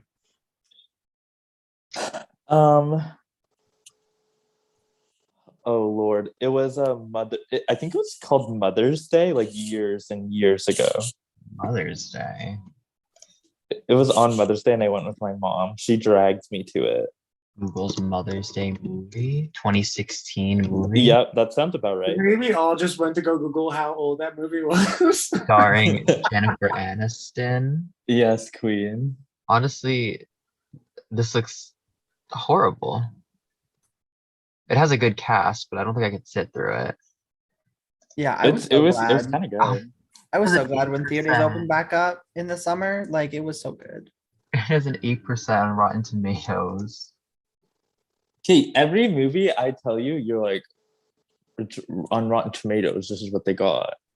Well, because you like tell me the worst movies and you're like, oh, it's so good, and I'm like, okay, Because they are like my favorite movie. You hate I don't. What's your but favorite movie? White Chicks. no, I like that movie, but Tyler, to the day he dies, acts like it like won like all the Oscars and is like one of the best movies in the world, and I'm like, it won Razzies for the worst picture. It's a classic. It is a No, classic, but it's a bad classic. thank you. But like okay, and then I really like Mean Girls and White Chicks will forever be my top 2 I movies. love Mean Girls. For me, That's my favorite. Wait, what do you say, Jeff? the original Scary Movie. was Oh yes, so timeless, so quotable, and I still crack up to this day. Scary Movie is so good. Oh wait, but my third favorite movie is Home Alone. Which is That's like a the good one choice. movie from before 2000 that you watch. Yeah, because it's so good. For my 10th birthday, or my 8th birthday, no, it was my like 8th birthday. My mom bought me a PS3 and all the games that I wanted. And my aunt bought me Home Alone 1, 2, and 3 on disc. And I was like, oh my God, this is like my favorite present ever. Like, thank you. My mom was so mad because she was like, I bought you this console and all these games, and you're gonna go around telling everybody that your favorite gift was getting Home Alone 1, 2, and 3 on disc. I think we have Home Alone 1, 2, 3, and 4 on DVD at work. They just came out with the 6th one. Yeah, that's crazy. Yeah, like you can't change the cast. Sorry. It's like, I mean, I actually like the 3rd one, even though it I was was like, gonna say the 3rd one was always my favorite growing up. What? No, the first one third- I think is definitely the I best one. I think goes- that the 3rd one was also the first one I watched. It literally goes in like the ranking of Home Alones go literally in order. Yeah, Yeah, you're not wrong. literally they do. You're The not one- wrong. the I one that- always liked 3 growing up, but like now that I like have watched them all as an adult, like 2 was like my favorite growing up, but I think it was just because it was like it was like a really like different concept. But like now I just rewatched 1 and 2 recently, and I like 1 way better. One is it's the classic. You can't go Yeah. wrong.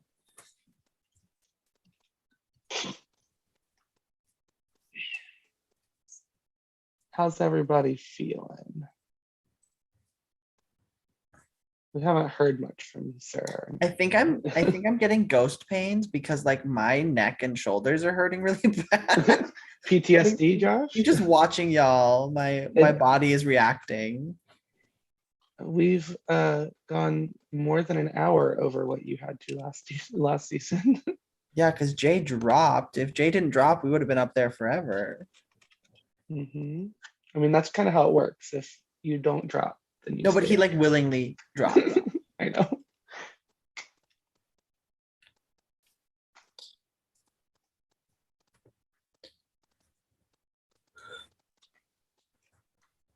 This project's like not getting done. I mean, yeah, I've Guess been it's time to go get wine then. I know. Like, I might as well. I also have to go let these fucking dogs out soon. I don't know Sarah why. is down and at 2 hours and 39 minutes. Congratulations, Nick. You have won the power of veto and a spot Congrats, in the Nick. final 3. I will give you a couple minutes to relax for a second.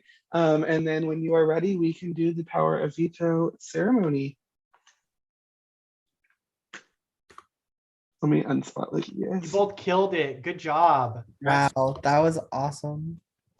You guys did great. That was awesome. Stretch it out, y'all. Y'all were beat.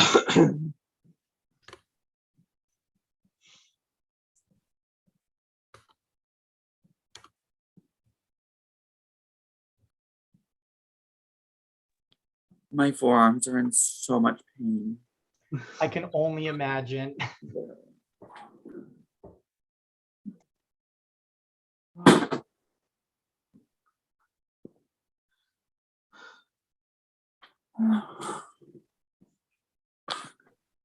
And the fact that you did that for 2 hours in a fucking hoodie, I'm impressed.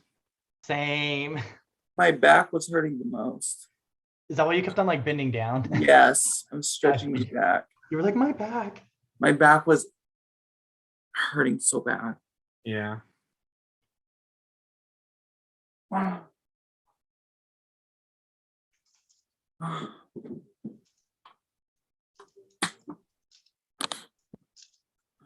You both killed that. Killed it.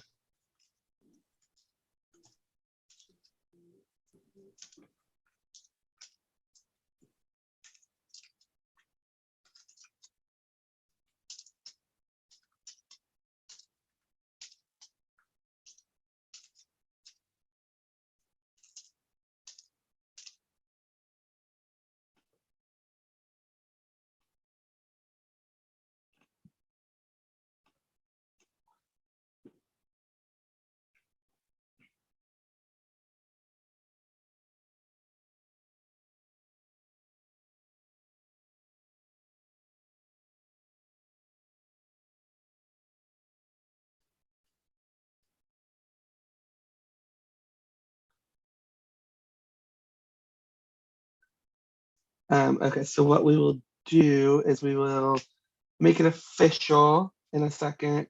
For the power veto, obviously, we know what's going to happen. And then we will go into final pleas, and then we'll do the eviction. Nicholas, are you ready? Yeah.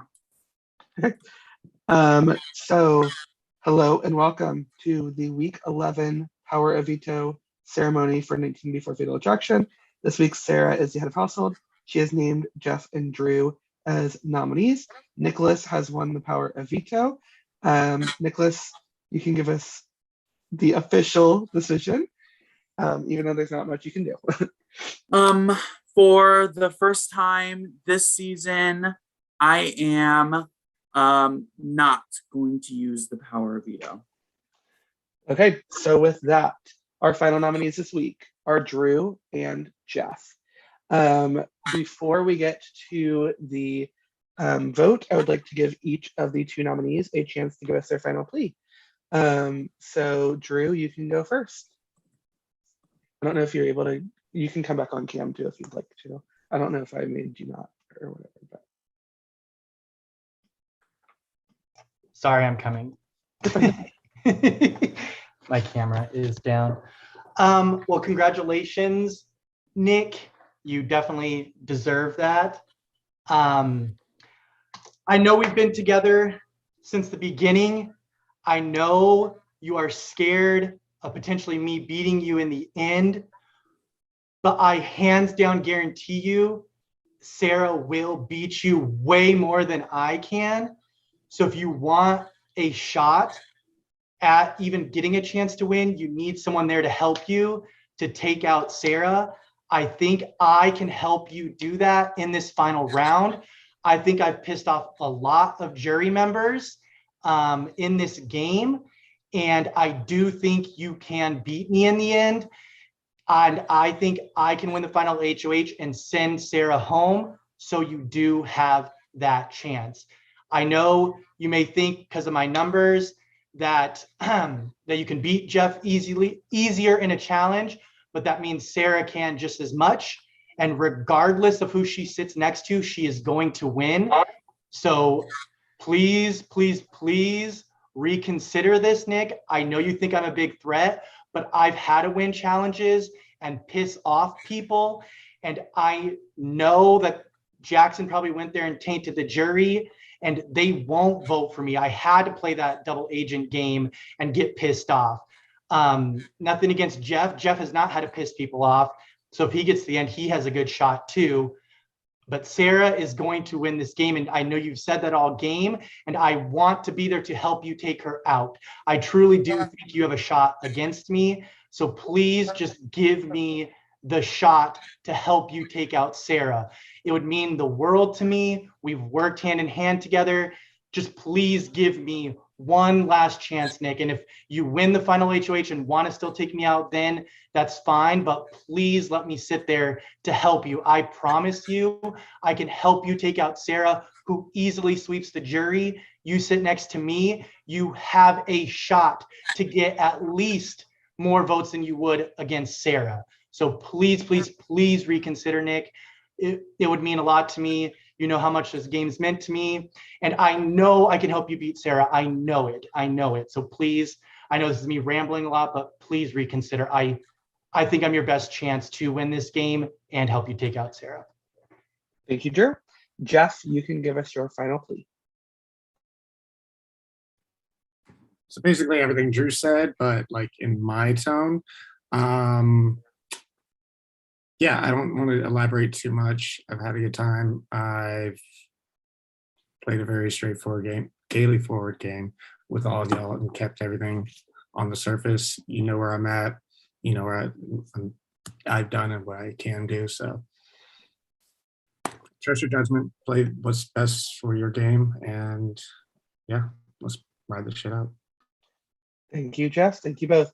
Okay, Nick will be casting his vote live. When Nick casts his vote, the evicted house guests will have just a few moments to say their goodbyes and leave the Zoom call.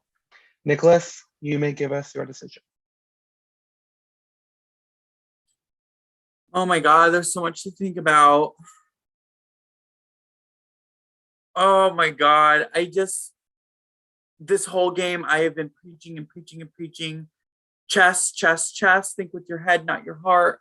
I am so sorry, Drew. I have to evict you, baby. I love you so much. I'm so sorry.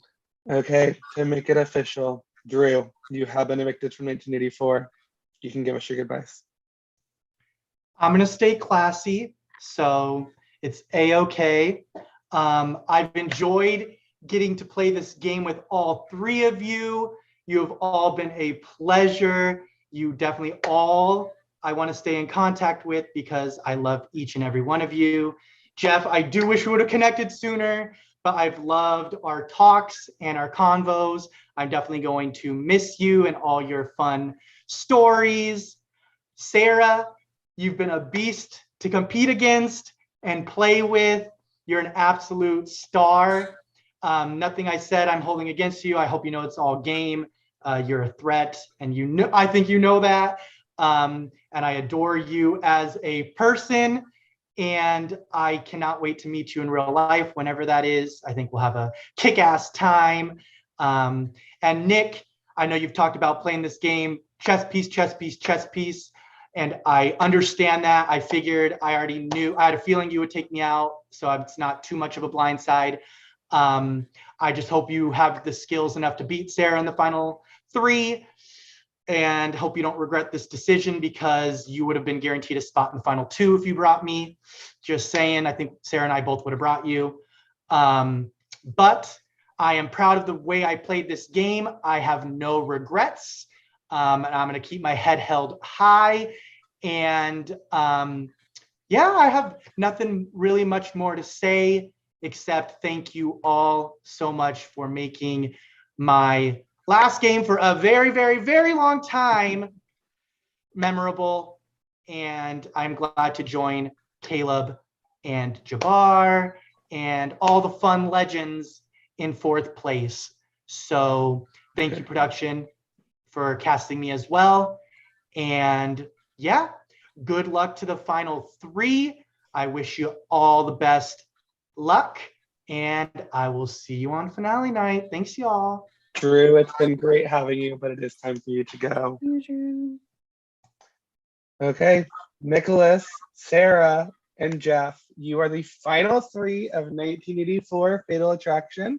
We will figure out a time for tomorrow for part one of the final head of household competition. As it is the final head of household competition, all three of you are eligible to compete. So with that, that's all I have for you guys tonight. Congratulations on making it this far. It's been a long run. There's still a lot left to do. But yeah, congratulations, guys. That was the hardest thing of my life. That was something to watch.